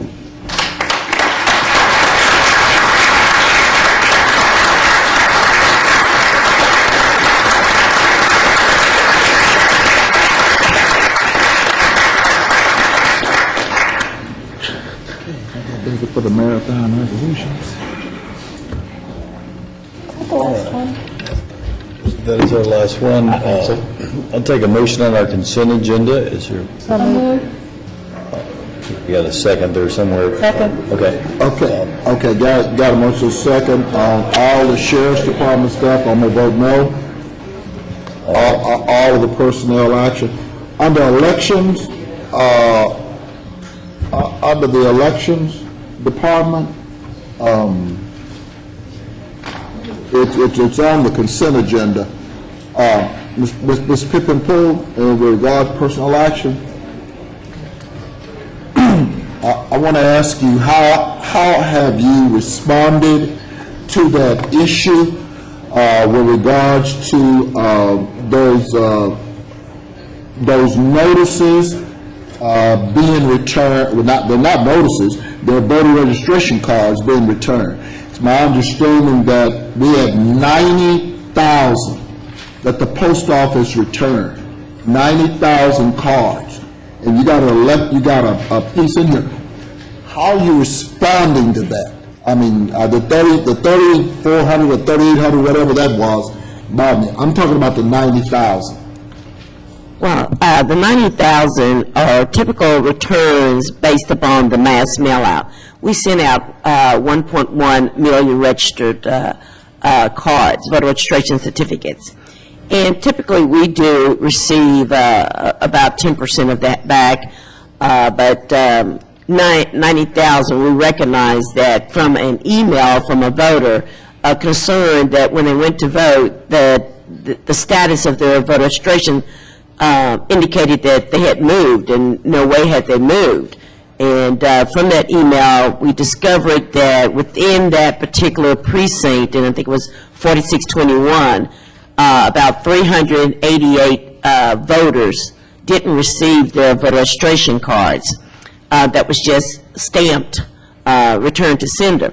So typically, we just take those stamps from the post office, believing that there's no reason that the post office would put a stamp on. They're saying that the voter had moved. Typically, we just work those cards as if they were returned.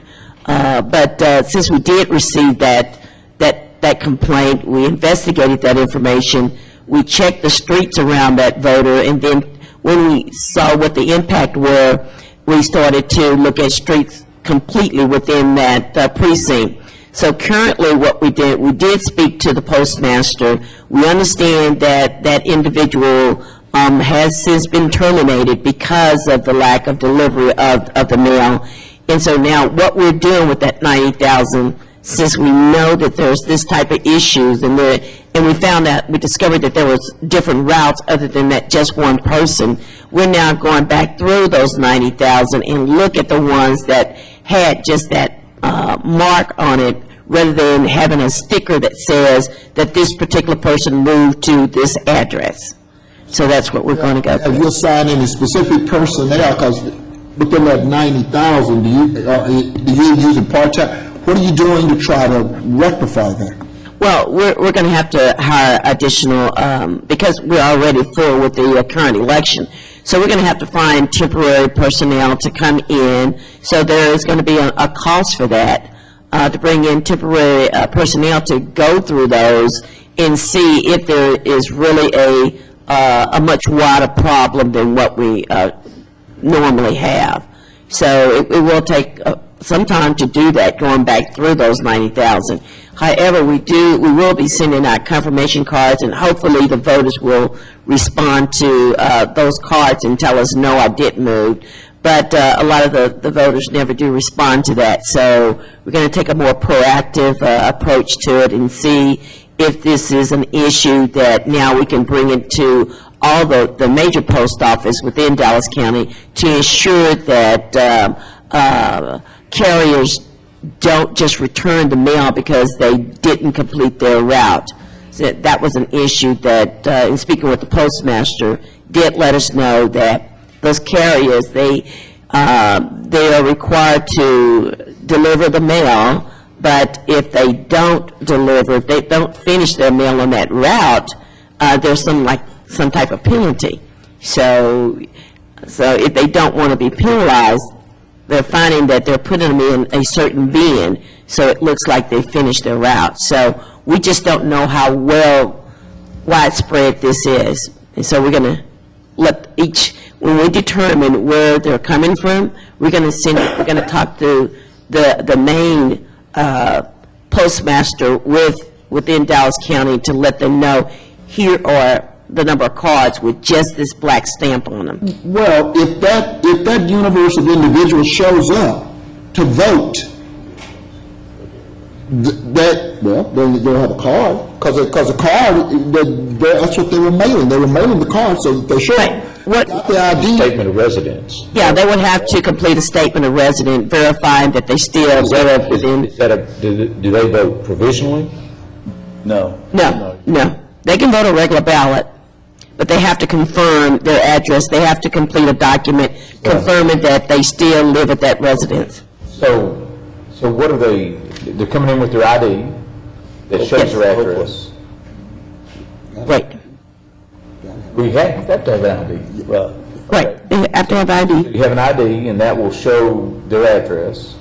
And then if you don't have them on the book, I guess my concern is, how are you showing them on the book? As a suspended voter. Okay. So it just has a stamp next to it? It has an indication on the book that they're suspended. Well, but do you have their name and address? Yes, we have their name and address and date of birth. There, and they come in with an ID that has that, and they sign that affidavit. Right, they sign the affidavit. Okay, then they can vote. Right, and we get that affidavit, and now we have to go back in and take that flag off. Okay. Let me ask you this, because if you're showing them as a suspended voter, and it may not matter one way or the other if they come to vote, but let's assume that you've got one of these people that instead of getting the normal yellow tag with their new address on there, we've gotten this return to sender. Is it within your discretion to not suspend those voters until you finish your investigation? Because what happens to the voter who doesn't vote in the primary but wants to go vote in November, and you've got them on the suspense list? Shouldn't we actually find out if these people have moved before we put them on a suspense list? Well, according to state statute, the state statute says if it comes back from the post office, we immediately put them. Finger thing, and we now think, Like I know that. businesses are complaining about that too, for this holiday season, that they've had a lot of return items. Right. We're required by law to put them in suspense. Mr. Principal, and first of all, thank you for keeping us updated about this. Sad to hear that happened with the post office. What's your timeline and what will be your cost? Well, right now with all the election we have going on, I'm going to have to bring in some temps, and I really don't know, going through that 90,000, I really don't know how long that's really going to take. It may take a week, it may take a couple of weeks, depending on how many people that I can bring in and and resolve that. Because not only am I separating the cards, I'm going to have to look at each individual records to see if this person really has moved, or is this is a voter in an established neighborhood. They always vote, and that's what we were finding within that 388. This was an established neighborhood. These people always vote. The other thing that I was mentioned in the newspaper was that was some of these employees working other routes, or were only in Richardson? They were working other routes as well, right? They were working other routes. But now we know who they are, the post office is up. Right, and the post office is going to tell us what the right routes were. And we're going to look at those routes and see what precincts were in that route, and then we can look at all the voters in that precinct and determine if they were affected. So we're looking at anyone that voter registration certificate was, or their registration was flagged during this particular month. Do you enter that into your computer program that they're suspended? Yes. It would seem that it'd be more cost-effective and probably do a better job and more timelier if you go with IT and had them write a program that could pull that information out for you. In other words, you can look at trends. If you've got a particular neighborhood where you have an overabundance of cards that come back, you have to be able to spot that really quick with an IT program. I don't know why you're not looking at that. Well, some of the people that are in suspense need to be in suspense. No, I understand. They need to really be looking this for particular pool. Right, right. Looking for, so if you have a whole precinct comes back because that person didn't deliver any of those cards, they ought to be able to pull that up and get that to you timely. Well, they can pull them up, but and we can look at that too and see which one is the best route. But we were looking at if we had the cards that just had that particular stamp on it, we wouldn't have to look at it. Of the 90 cards, how many of them have the yellow tags and how many of them? That's what we're trying to find out, which one has the yellow. So if we can eliminate 60,000 of those out of the way, then we only look at just the very few. But if I pull everybody, then I'm going to have to look at everybody's voter file. So you're telling me you haven't already entered those?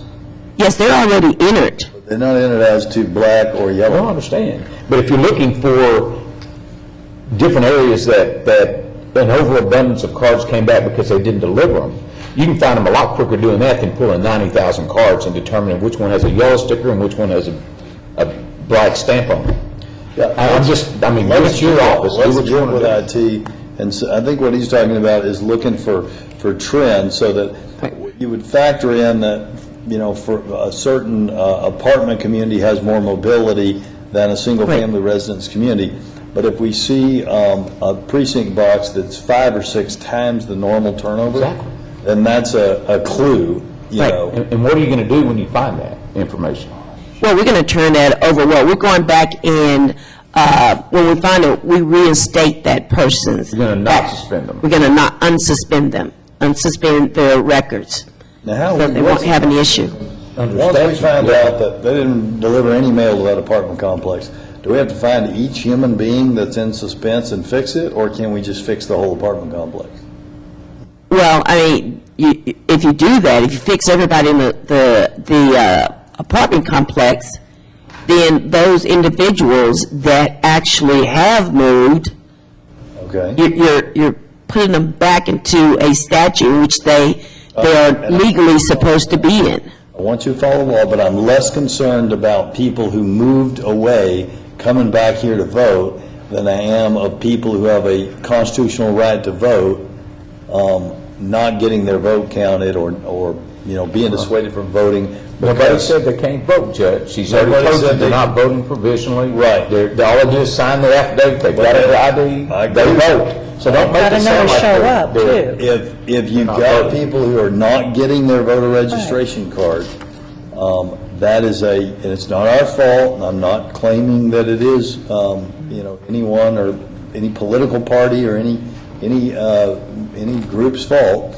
But if we've got a postal worker that has not delivered the ID cards to people, the voter registration cards to people, That right there is a disincentive for those people to vote.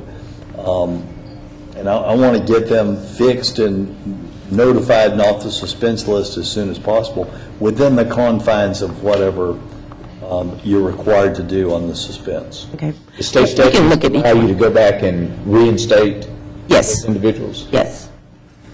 And is it based on a certain reason to reinstate those individuals? Yes.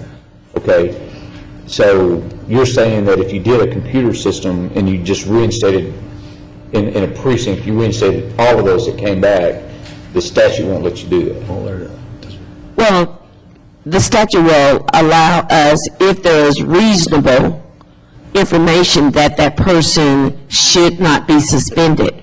But if I go back and unsuspend everybody in that precinct, when only 10% should be suspended. Well, could you do this? Could you, once you find out that the mail wasn't delivered to these addresses, could you unsuspend those people and send them another card, and if it gets returned by an honest-to-gosh, delivery, then suspend them? Right. You can do that? And that's exactly what we did for this particular precinct. That ain't going to help the next Tuesday election. You probably won't have time to get that. I won't have time for that. Thank you for your persistence in protecting the right of Thanks. Dallas County residents to vote. And please keep this- us advised of what's going on with I this. definitely will. This discussion was held on a personnel action for you to be able to get individuals to target that 90,000 and do what you need to do. Okay. Okay? Thank you. Appreciate it. Thank you, Mr. Principal. And so on that, the takeaway from that for people who are registered to vote but have not received their voter registration card is you need to go and cast your ballot, because there may be a situation where you didn't receive your card because of faulty mail delivery. All right? Okay, wanna pull some stuff? Well, I just voted, I'm voting no on all sheriff's departments, so. All right, so I'm going to need to pull the sheriff's I department stuff. move, and you second, right? Nope. We need a friendly amendment then to pull the sheriff's department personnel. Just trying to tell us what you just did.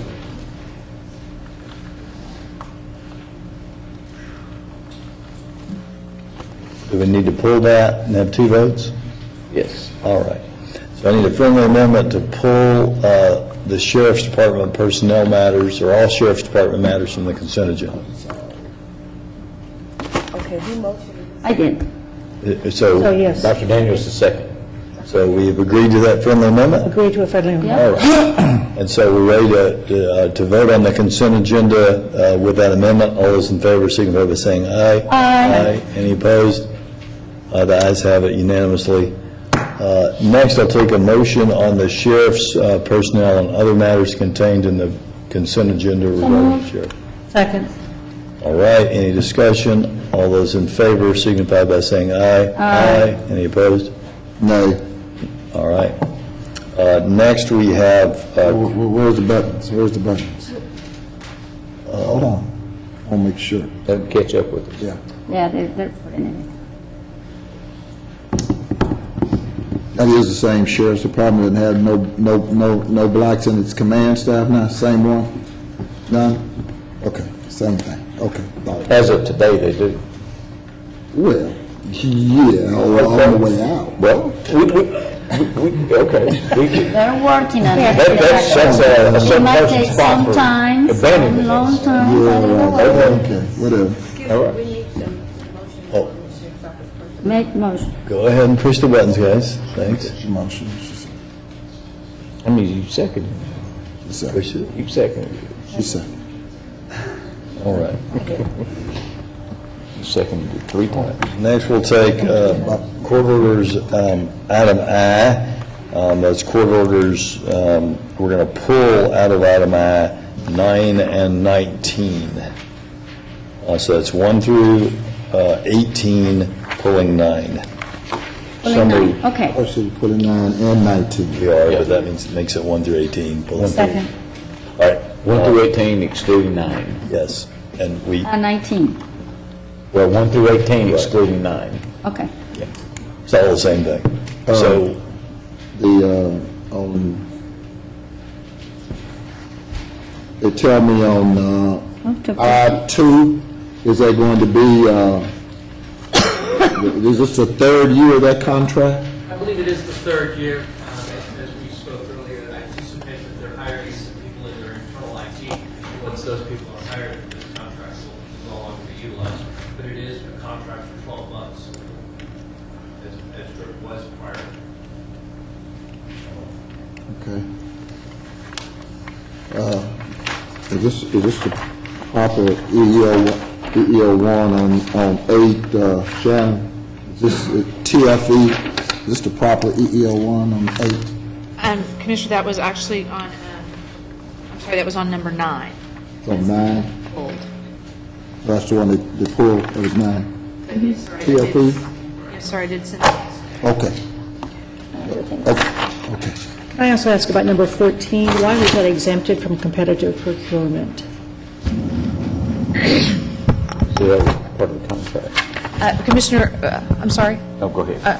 Commissioner, when we briefed that as an emergency situation to protect a county building, given the troubles that we're having maintaining temperature control in that area. So it's a time issue? Yes, ma'am. Thank you. And thank you for all the EEO1s, Ms. Brown. I know that I asked for pretty much all of them. I appreciate it. Various have asked for. They're pathetic, but anyway, they are what they are. They still have some of the diversity, so thank you. Anyway, okay. Any further discussion on the court orders? Hearing none, I'll call the question. All those in favor signify by saying aye. Aye. Any opposed? Hearing none, motion is carried unanimously. Next, we'll take court order J1, the time-sensitive court orders. Move approval. So moved. Any discussion? Is that 17 months, Mr. Richardson, Mr. Stretch, is that the average on graduation on those divert cards? Yeah, I know, but if 17 is the average, and I looked at that, man, that's Long time. that's a long time for, I saw all of the transportation doubling and all of that, but 17 months? I don't think I've ever seen that before. The divert court does tend to take longer than some of our courts. Those are felony offenders. And while they're first time, we find they do have some pretty significant drug histories. So it does take, some period of time to kind of get them engaged, and some will do treatment a while, some do end up having to go to short-term residential. So it is a little bit longer than what we typically see in courts, but I think it's the nature of the treatment needs of the people coming through the court.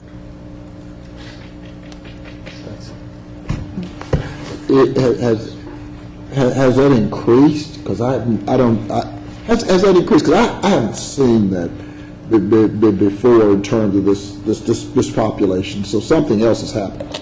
And I do think, Commissioner, that I agree with Ron, but I do think as we get more in line with best practices, that you will see a shortening of that time. Okay, then and that's. It varies from, like the mental health diversion program is 6 months.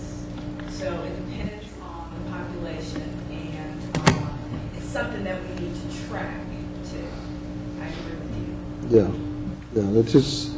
It's just a difficult population. I reckon. You rush them through there, you're going to have recidivism. Well, and I'm not trying to rush them, but I'm watching. I haven't seen, and it should just say it, all best practices, Miles, that we've said that we're employing, we've deployed. Apparently it's not in play at 17 months. Well, I would have to say, Commissioner, I can't tell you whether I think 17 is right. I mean, that is longer than we see with some of our programs. I'm just reading writing. Oh, I understand. Okay. Well, but some of those that are going through now, there's been more effort put in for them to be successful than historically has been done. Like what? You fail a UA or whatever, you're out. Now, there's more work going into it than just automatically popping them. Actually, that is a good point. If you look at it, that's what's going on. So I think there's an effort because they recognize that they are going to use That's why it's also important to examine, again, if we're using best practices, because we want to make sure that we're doing the right thing, because sometimes we can do harm. But I will do some research in terms of what is considered best practices throughout the country in terms of drug courts. Well, and if that reduces recidivism, hey, let it be. Well, I want to make sure it is. That's the design. Well, that's the data that we need to comply. So, I mean, we're not going to have it unless we give it the 17 months. So it's the chicken and the egg. And your research will show if that's kind of a median across the country, whether other programs are appearing in that time range. Sounds good. Okay. Thank you. Call the question. Question's been called. All those in favor signify by saying aye. Aye. Any opposed? Hearing none, motion carries unanimously. And that takes us to our briefing session. Mr. Martin, will you please take us through our briefing session of items to be considered for subsequent sessions? Good morning, Judge, Commissioner. Your first item is a presentation by Parkland. Item number 1, Parkland Health and Hospital, New Parkland campus. Mr. Lou Saxon, I believe, is here for this discussion. Item number 2, we will be bringing back next week. The gentlemen who will be making that presentation are not here today. They are away at a conference. But will be with us next week.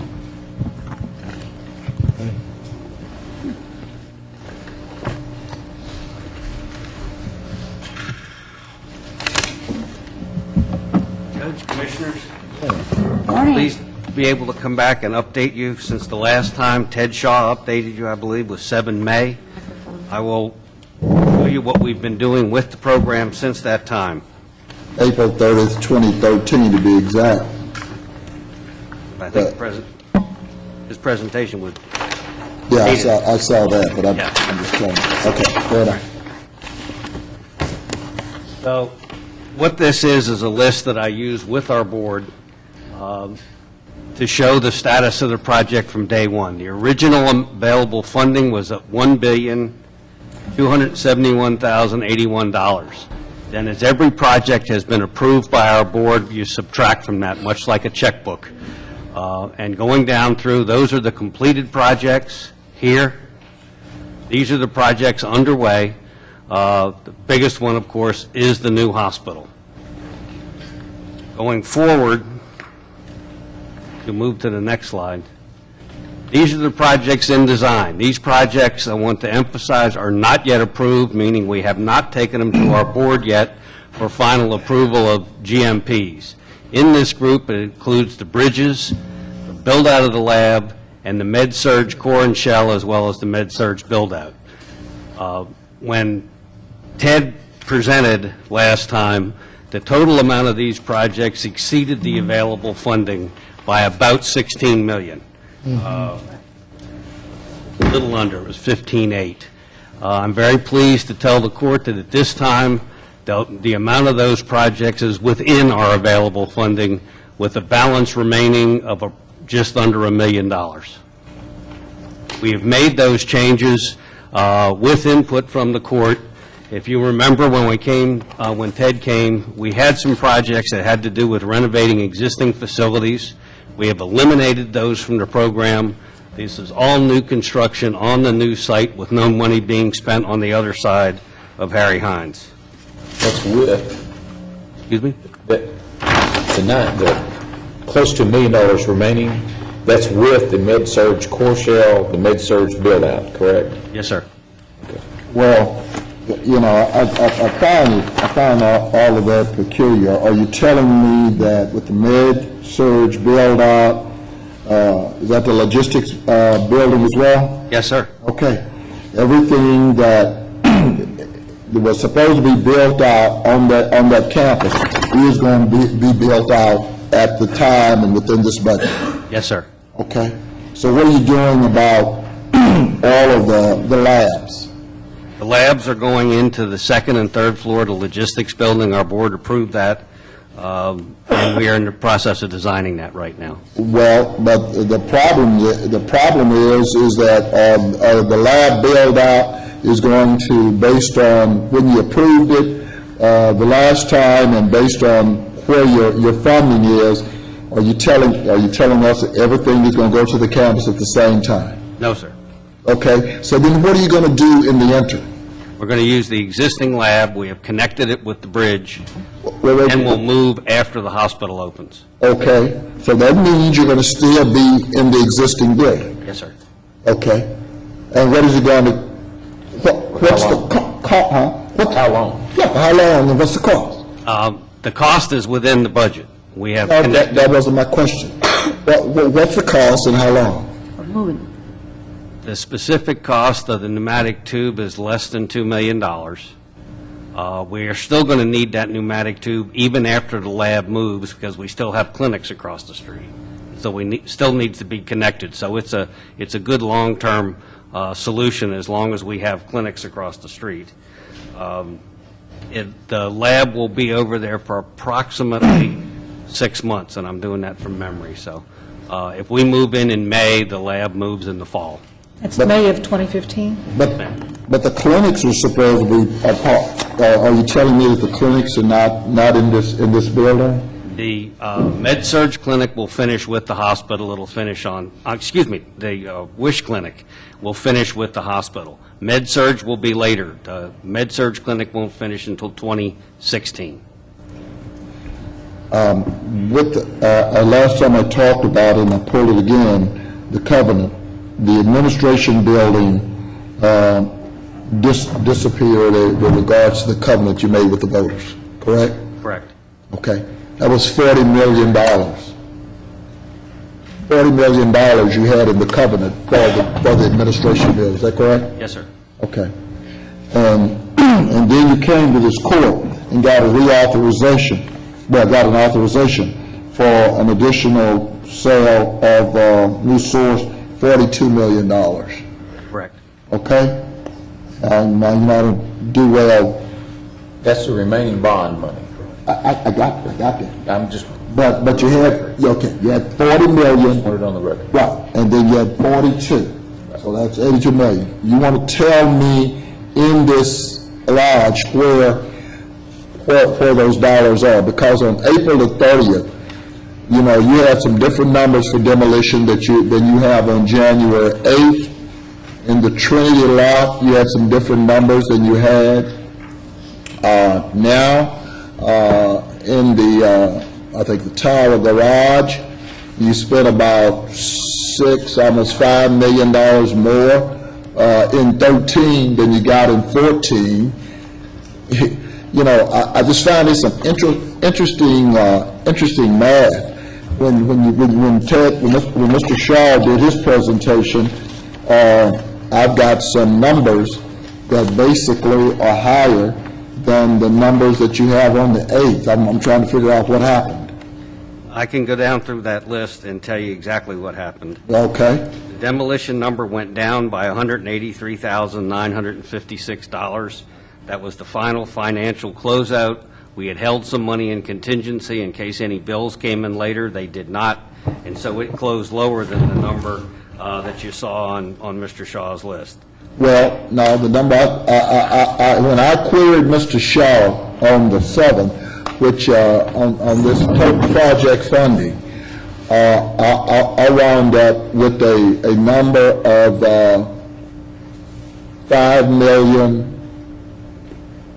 almost $5,600,000. Or? Demolition. No, sir. But what you're saying is the final cost was 1 million less. $183,000 less. And the cost of the demolition, the original board-approved budget has not changed. That was $2,090,000. $1,090,000. The final cost on Mr. Shaw's presentation was $2,075,000.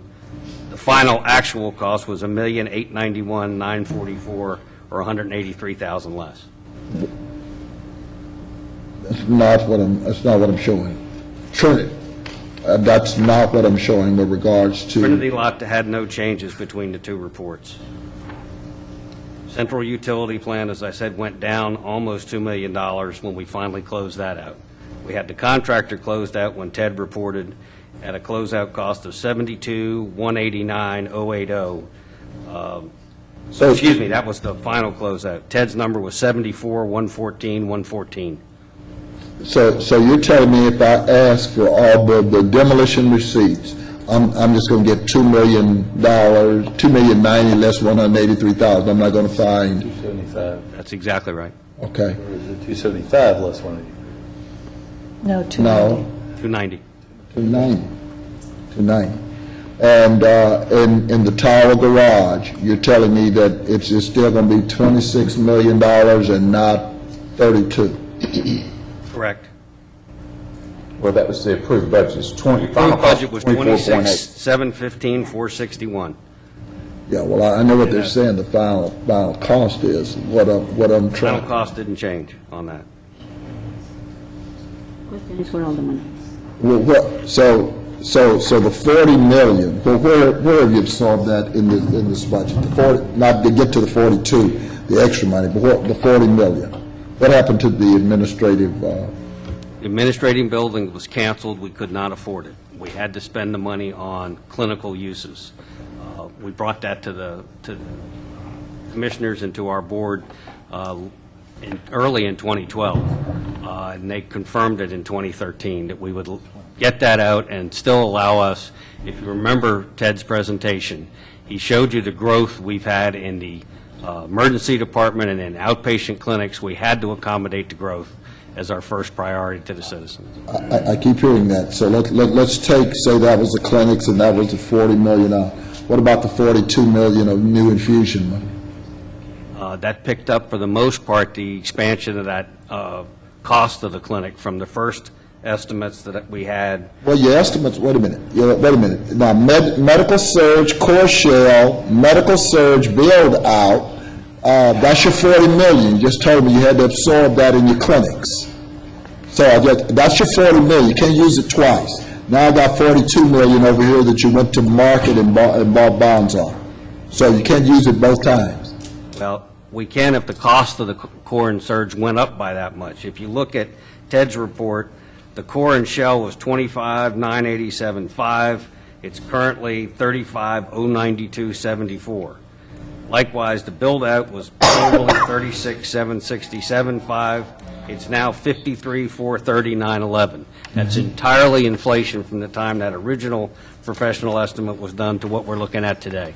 So you would have us believe that the medical surge building went up $10 million and that the medical surge build out went up $17 million. Yes, sir. Okay, that's $27 million. So where's the difference? You know, first of all, I'm not buying that, and I don't know how you.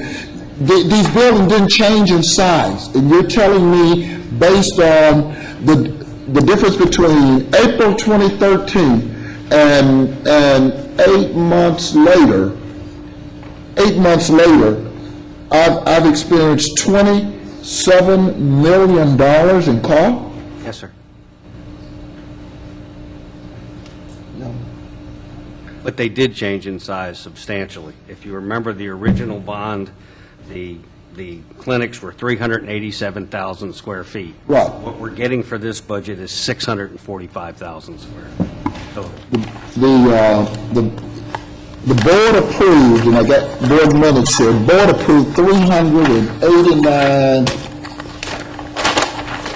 the med-surg clinic strategic plan that the board approved, 389,000 square feet. That was what, approved with your board, 389,000 square feet, board approved.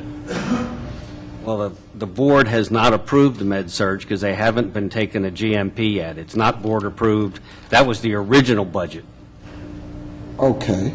So if they haven't approved it, then how do you move it from 25 million to 35 million? Well, they had to approve the designs. They did approve the design. Okay, Well, but that's the the design work is for the new square footage. Correct. So, but they haven't approved the final. They haven't approved the final. We leave them in estimates until such time as I bring a hard GMP to the board. Then it moves out of professional estimate into board-approved budget. But they, The money is there. Yes. I'm sure the money is there somewhere, but it's 80, I think what I'm basically saying is $82 million more. 82 million. And that only accounts for 17 million. Right. The med-surg bill. Yes, it does. And if you go back, again, to Ted's presentation, he indicated there was a potential $82,919,000 additional we needed, and that went back to the fact that was 16 million more than was available. We are now down, that 89 is now 66, which is the 17 you're talking about, and we're now within available funds. Right. And one thing that I think it's important for everyone to understand is we're talking about, it's not that you're over budget by $40 million and therefore can't build the administration. It's that our priorities have always remained patient care, and the influx of people coming into the hospital has made us build a hospital that has more capacity than the one that we put on the books in 2008, correct? Correct. Well, Judge, I appreciate you trying to come to the rescue. That's not, that's not completely true. I mean, 40 million has disappeared in terms of the administration building, in terms of priority. Then they got another $42 million in new sewers, so that's $82 million. And when you look at,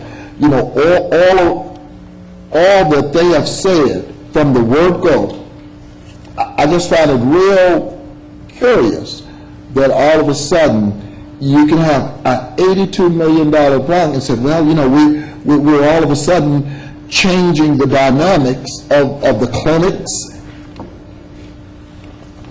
and what's existing. I mean, that's. And I think basically what you're both saying is correct. You're saying the plan has changed from 2008, and he's saying it's not over budget. And what I'm looking at in my mind is, if our capacities are less with the improvements of the plan or the increased spending in the plan and taking out administration to build more capacity in, if we had the same amount of capacity but we didn't have an administration building, I think I would be saying you guys are not on time and on budget. If you're shifting from administration to building a hospital with more capacity, then as far as I'm concerned, you're on time and on budget. That's fine if you just use just the 40 million. What are you going to do about the 42 million that's new dollars? So you don't have to say package. That's within the bond. Well, it's in the bond package only because we sold more bonds. Okay. But the 40 million was in the covenant. Okay. 40 million was in the covenant. Then we turned around and sold an additional 42. Total capacity. Right. So, it's not just 40 million. It's 82 million. And so, I just find it interesting that they'll tell us that this project is, I guess I don't know if I heard him say on time, because it can't be on time, because you got some other building that's not going to come over when the bill, so it's not on time. The hospital's on time. The hospital's on time. Correct. But a number of things. Other things that are coming in later. Right, and that has a cost addition to it. As he talked about that pneumatic tube, well, I just found it interesting. We can say we 993,000, and maybe that's just for the hospital, but there's some other costs that are out there. 993,000 is for the program as it is currently described and currently approved by our board. Okay, then the bridge, for instance, that's not currently approved by your board, correct? Yes, it is. Oh, yes, it is. That's 12 million. But not the GMP, Judge. Okay. Yeah. See, that's 12 million. So all in, you can build it, and you got 993 left over. Correct. All right. Okay. And you believe that? I believe that he's answering that's what he's telling us. Yeah. Oh, okay. I'll buy that's what he's telling us. Yeah, I'll buy that's what he's telling us. My point is that bridge is $12 million. It wasn't in the original. And I went back and pulled Ted Charles' stuff. I went back and pulled his presentation, and I made a comparison. Well, and probably we should look at some of the savings. Obviously, has there been anything that were not briefed to this May board? I go back and do the history? And before you go back, let me say this. When I say I believe that's what you're telling us, that's not casting any aspersions on your park line. I'm just making sure we all understand the same information. Right. So Okay. I meant nothing, no disrespect by that. Can I get the next slide, please? One of the things we committed to when we started this program was be as transparent as possible. And what I tell people when I present this is this right-hand column, you don't want any red numbers. So renovations and relocations were board approved. We came in 610,000 under. As you can see there, of the first 5 projects, all of them have come in under budget, and we're currently with an overall little bit $11 million under. What's better about that is our hospital itself, the $860 million project, is 5 months from being completed. It's currently tracking under budget and slightly ahead of schedule. We're scheduled to finish August 6th, or a little before perhaps, with a surplus left in that that'll also increase this amount. Exactly by how much, I won't know for a few more months.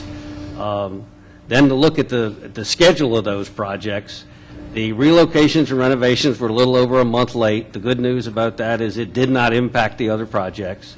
Demolition was finished about a month early. Trinity Lot, 11 days. The Tower Garage, as some of you know, we had some structural issues right at the end.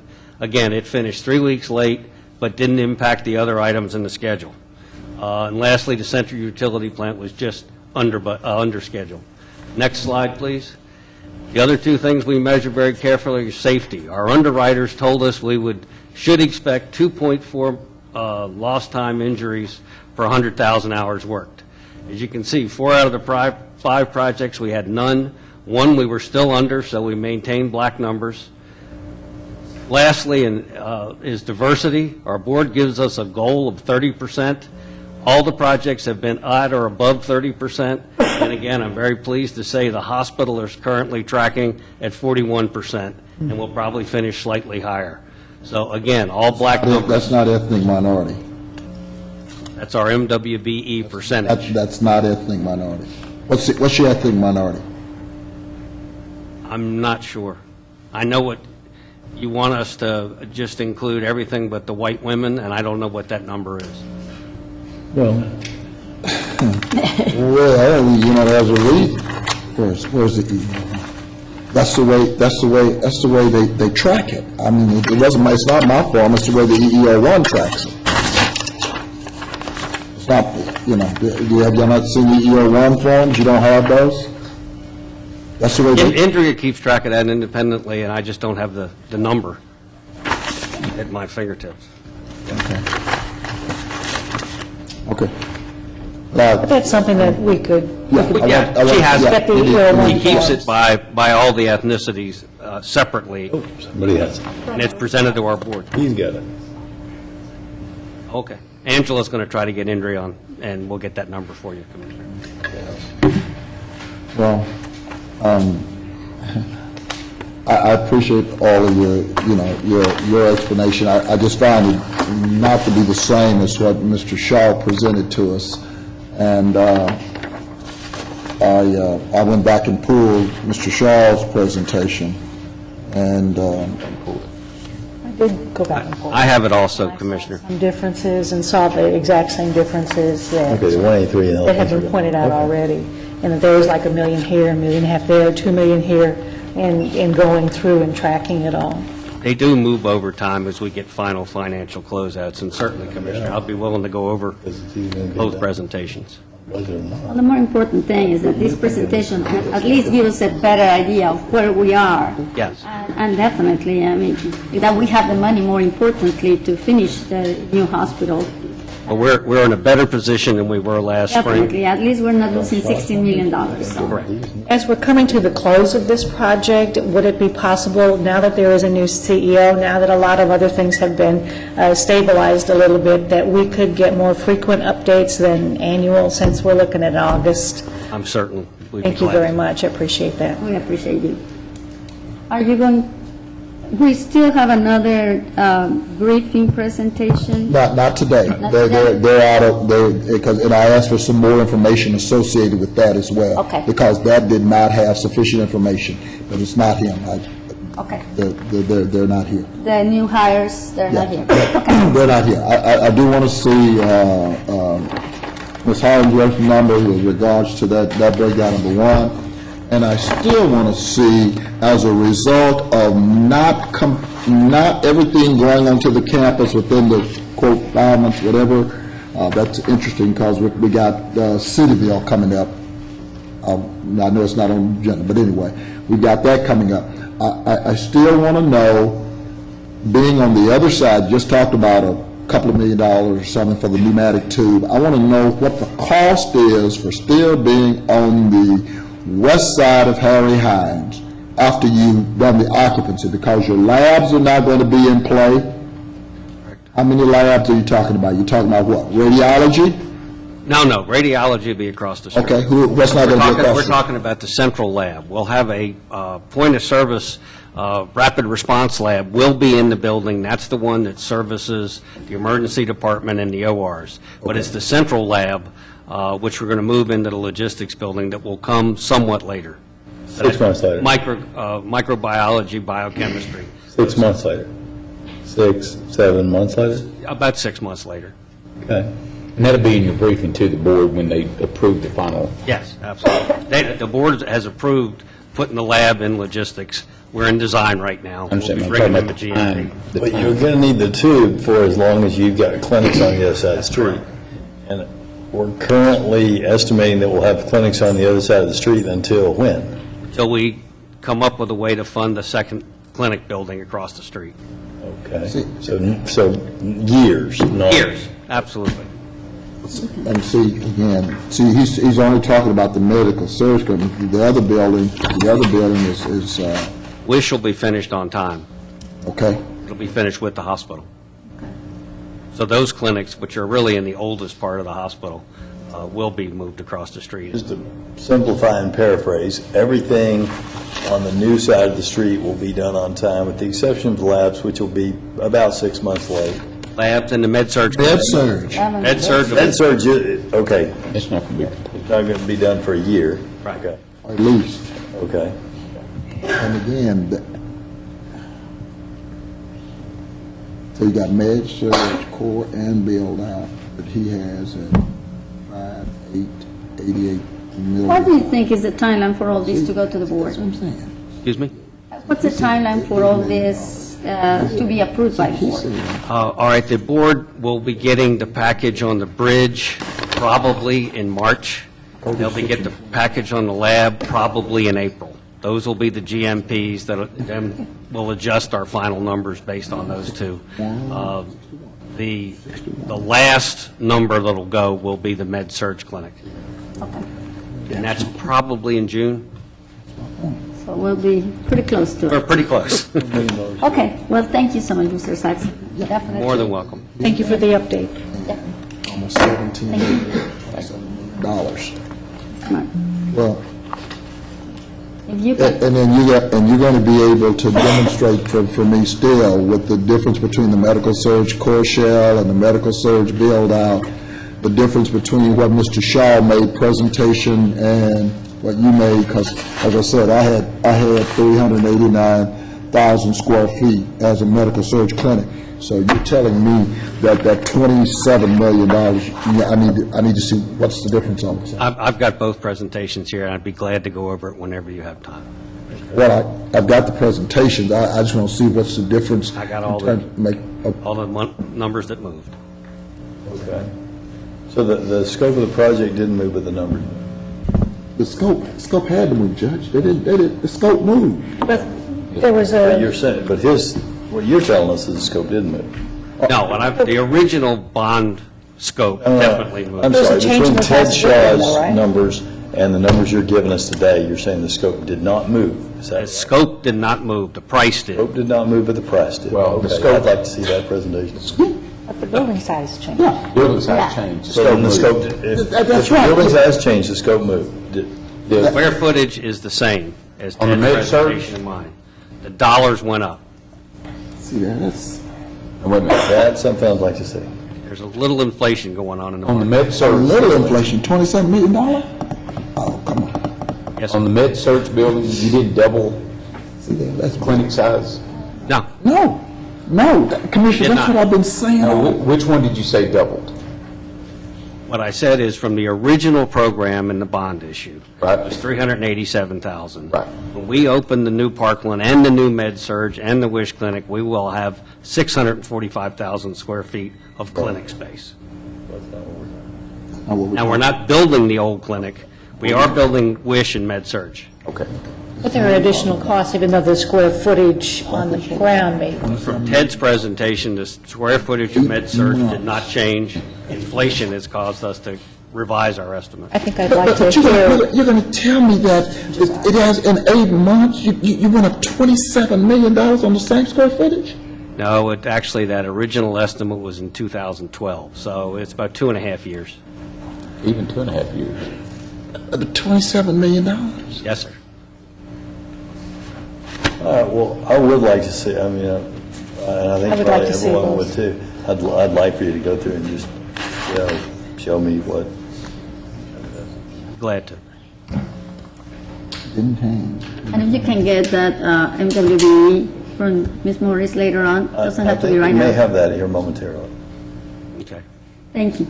Thank you. All right. Okay.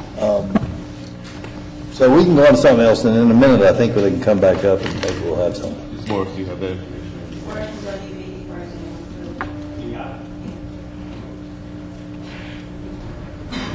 Or does he want to look at it for a second or something? I mean, he's going to, Yes, this is, I have to look at take your some of time, this. look at the numbers. This is the actual dollars, I don't have the percentages here. Okay. Blacks, we paid 36 million, Hispanics, 59, Asians, 11, Native Americans, 20, white women, 137 million, total MWBE spend, 275 million.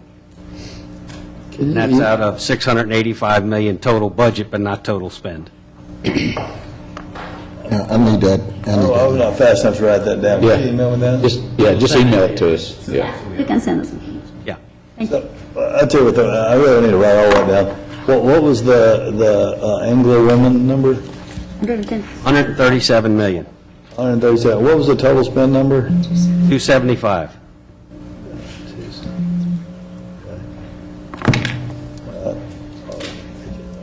If you can please send it, that would be easy. Thank you. Yeah, right at 50%. Okay, hey, thanks. I'm coming back as a white woman. Asian? All right, we'll move to item 3. Item 2, we'll bring back next week for another presentation from Parkland. Item 3, budget, authorizes the sheriff's office to request, submit 2 justice assistant grant program applications for projects that focus on funding programs, reducing crime and improving criminal justice systems. Item 4, approve the sheriff's request to remove K-9 Duke from active duty and offer for sale to his current handler for $10 to be. I Duke is think here. Duke may be Duke here. is here. And I want to thank the sheriff for all the information. This is one of that K-9 units that is retiring for health reasons, but he has been serving the sheriff's department for more than 7 years. So it's great to see him. And thank you, officer, for your care, and I understand that it's going to be your companion now, so I appreciate it. We still have 2 young K-9 units in the sheriff department, so thank you, Sheriff. I mean, I know that how expensive these K-9s are, and you know how much they work, especially this one who was in the drugs, So, with the Sheriff Department. Thank you, Sheriff. Thank you to all your staff, and thank you, officers. And I want to say to Duke, I saw Duke in the hall, and I told him that next week I'd do a resolution in his honor, and he didn't seem impressed at all. But Duke, we're still going to do it. You don't have to come back, and I will mail it to you. Thank you for your service. Thank you. Thank you for taking care of it. thank you very much. I appreciate it. Thank you, Sheriff. Thanks, Chuck. Yeah, that means, Well, Commissioner, I wouldn't like to be sniffing drugs all day. it probably And killed for me health about- reasons, so, Yeah. amazingly, Okay. that happens to animals as well. I'd Thank like you, I'd Judge. like the Thank Duke you. to talk to us for a few minutes, too. Well, And I will give Duke. I like his 3 minutes to come in too. Give Duke 3 minutes if he chooses to use it. No, and the other, you said there's 2 other dogs? I'd like for them to come in too. I didn't make a promise to the other 2 dogs, so well, I'm inviting them. I can always bring my beautiful Sanya, and they will have a conversation. There you go, Doctor. They'll probably be a lot smarter than some people say. Hey, you bet. Item 5, approve the sheriff's request to create a DSO position funded through commissary for the sheriff's print shop. Item 6, criminal justice, recommend approval of cottages at Hickory Crossing in agreement with Central Dallas Community Development Corporation. Also recommends approval of the initial payment of $500,000 to Central Dallas Community Development Corporation. And I just want to add, Mr.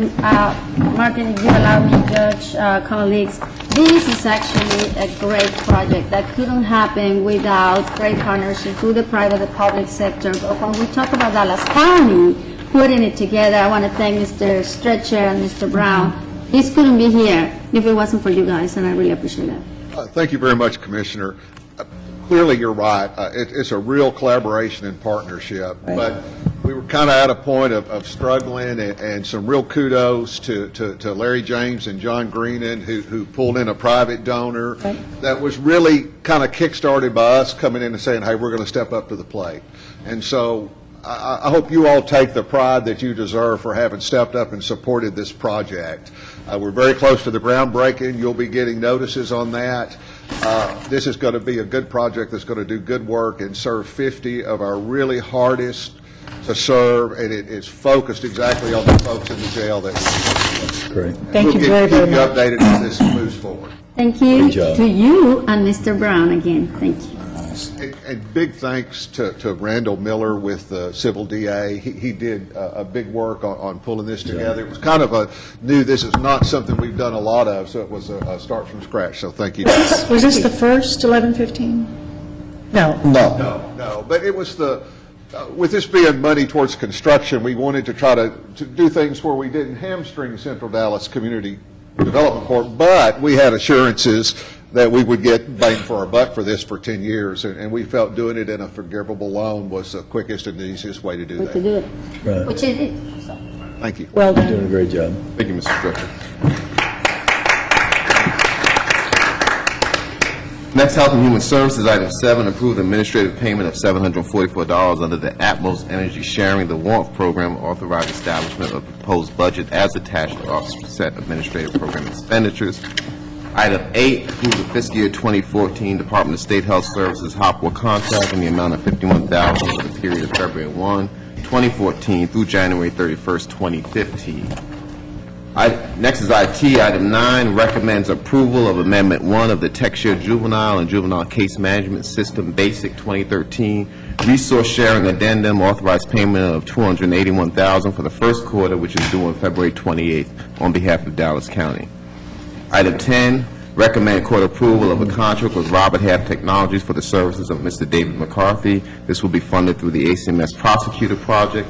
And item 11, request approval of a 6-month professional service. Let me ask a question, Darrell, on that. What are you planning on doing? Is that person going to be brought in eventually, or is it just? The court has already approved, the court has already approved the position. Right. Basically, this was a vacant position. We just couldn't basically find someone to fill it. Attempt to hire? Yes, sir. So it's a contract to hire position. Yeah. And so this person's going to be all resource for the ACMS? That's the intent. Okay. Yeah, commend IT for being resourceful in identifying people, but there's still a sad note that we have to look at salaries and how across Dallas County we're able to hire what people are asking for those particular positions that are incredibly hard to fill. It's an expensive way to go, but we got to start someplace. So, item 11 is the same, recommends approval of a 6-month professional service agreement for a contract project administrator. Juvenile, item 12, approve the Juvenile Department's request to renew the professional services contract with Dallas MetroCare Services for in-home therapeutic services for fiscal year 2014. Operations, item 13, authorize Moody Nolan VAI to provide professional consultant services under Work Order 20 for a study of the electrical systems switchgear for the Lou Sterrett JLA and B buildings and the Frank Crowley Courts building for a cost not to exceed $12,000 will be paid for major projects from 196 unallocated reserve. Planning and Development, item 14, recommends $86,000 of the county's fiscal year 2013 ESG funds be allocated to the bridge for reimbursement of operating utilities, $41,000 be allocated to MDHA for participation in coordinated assessment systems, and $8,000 be used to cover the county's share of the cost of maintaining a client database system, and another $7,000 be used for program administration. Public Works, item 15, authorize execution of attached project-specific agreement between Dallas County and the City of Coppell, Texas Road and Bridge District Number 2, pertaining to the aforementioned Type E roadway improvements at those mentioned blocks. Item 16, authorize execution of attached master interlocal agreement between Dallas County and the City of Coppell Road and Bridge District 2 pertaining to transportation-related maintenance on or about certain designated roadways situated within the territorial city limits of Coppell. And item 17, authorize execution of a construction contract with the North Texas Contracting, Inc. as the lowest bidder in response to bid for the Walnut Hill Lane MCIP in the amount of not to exceed $5.6 million. That's going to be paid out of Fund 196 also. And this is a great project when we talk about the Trinity River development for the new Elm Fork Athletic Complex for the city of Dallas. So congratulations, thank you, Ms. Blair, and to Public Works for this. And it's $2 million that the county will be joining with the city, over $2 million that the county will be joining to the city. And I think it will benefit, the whole county. Thank you. Judge, that concludes your briefing agenda. There are 2 speakers listed. All right, will the voter please read the rules of decorum for our public speakers? All commissioners, court attendees are hereby advised that this meeting is conducted in accordance with the provisions of Dallas County Code, Section 74-71. Visitors and registered speakers are to preserve order and decorum at all times. Personal, profane, or slanderous remarks are not appropriate and will not be allowed at any time during this public meeting. Any and all applause is to be kept brief in observance of time constraints. Disruptive visitors and or registered speakers may be removed and are subject to the penalties provided in the State of Texas Penal Code, Sections 38.13, 42.01, and 42.05. Registered individual speakers are limited to a maximum of 3 minutes, and a maximum discussion on any one topic is limited to 30 minutes. Right, thank you. And our first speaker today is Ms. Dolores Phillips.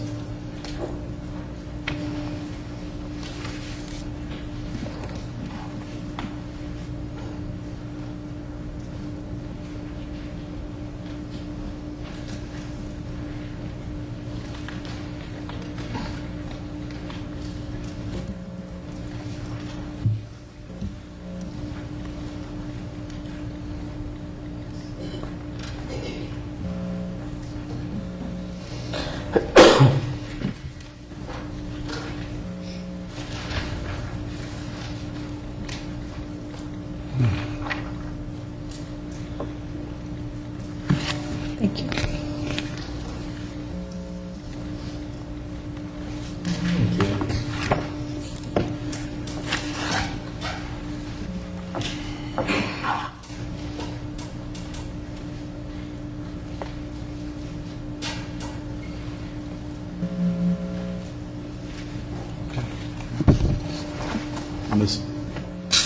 Thank you, Ms.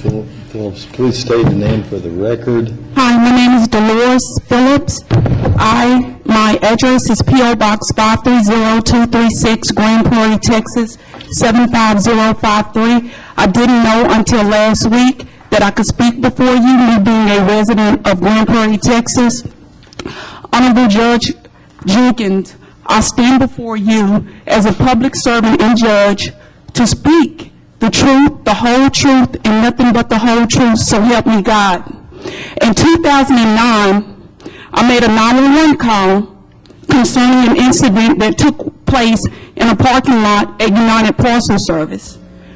Fast forward, that call was altered, an entire conversation removed, and 2 others made on the same day were totally erased to aid and abet corruption. My being a minority is the reason I continue to go through mafia-executed bullying privately, ongoing methodical racism and hate crimes.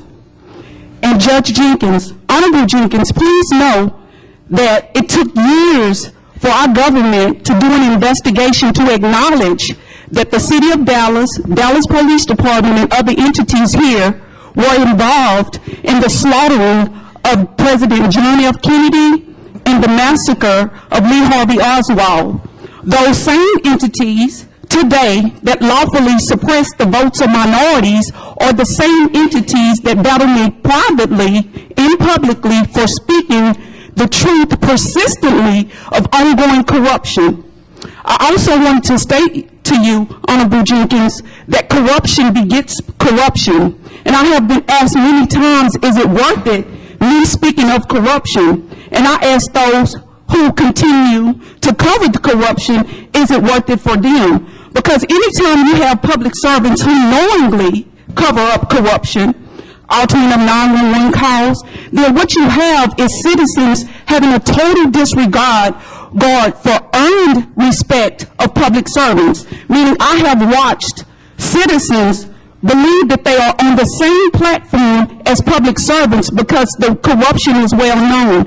When I started my own investigation, to my naivety, I was thinking that the call was altered to remove, the conversation was removed to protect the names that I had mentioned in the workplace. Little did I know that white supremacy, beyond all of your races and genders, white supremacy still exists here, and by experience, past, present, and ongoing, I believe that the official headquarters of white supremacy, the KKK, is located here in downtown Dallas.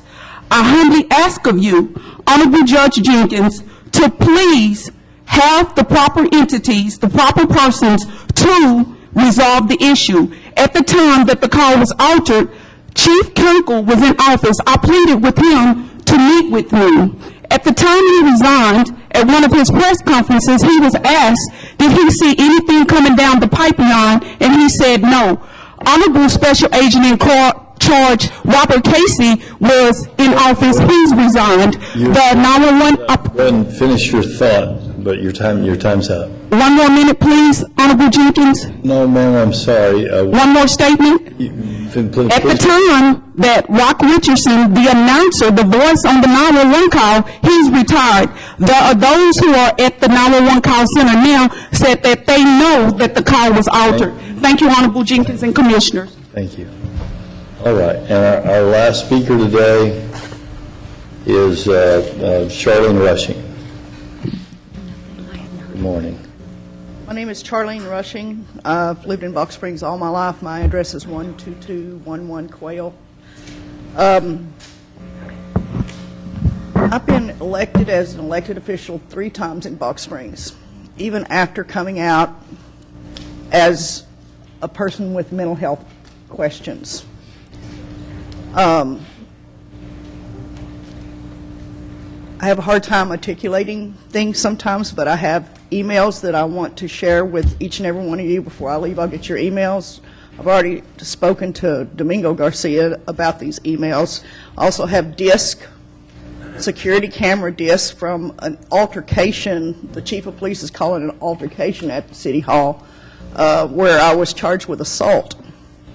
The security cameras clearly show there was no assault, but the email that I have here, he offered not to file the charges if I would just resign. Like I said, we have people in my district now. I moved across the street, 30 feet out of my district. The council voted 3 times to leave me on my seat and let me serve out my term, but Ms. Panetta came to every city council meeting. She's the person I beat 3 times. Every city council meeting, claiming that I was violating the charter, and to a point where, you know how that is when somebody just keeps coming and coming and coming, aggravated my disability to a point where I couldn't take it anymore. Like I said, chief of police offered not to file criminal charges against me if I would just resign, because I'm not feeding into the crap that they've got going on out there. Like I said, I started digging into a hit and run involving the mayor's car that got turned in as a hit and run, and we know that didn't happen. The police know that didn't happen. So I put in open records request, never got my open records request, but that's what started it. Then I started looking into a theft at a food bank there that ended up ultimately closing the food bank that was being sponsored by North Texas Food Banks. Next thing you know, I'm not on council anymore. Not because I moved across the street, but because I want answers to the questions that I ask. And I put in open records request and expect to get an answer. And all I got was criminal charges filed against me for standing up. All I did was stand up. And I have an assault charge pending against me, which 13 years in child care with an assault charge pending against me, that's left me unemployable for the rest of my life. So, like I said, I'm leaving you. I'm going to get your email addresses before I leave. I'm sending you copies of all these emails, and take the time to read them and understand what I'm going through, because all I was doing was my job as an elected official, trying to find out what's going on in Box Springs. Thank you. All right, and that concludes our public speakers. We will adjourn to closed session to consider matters.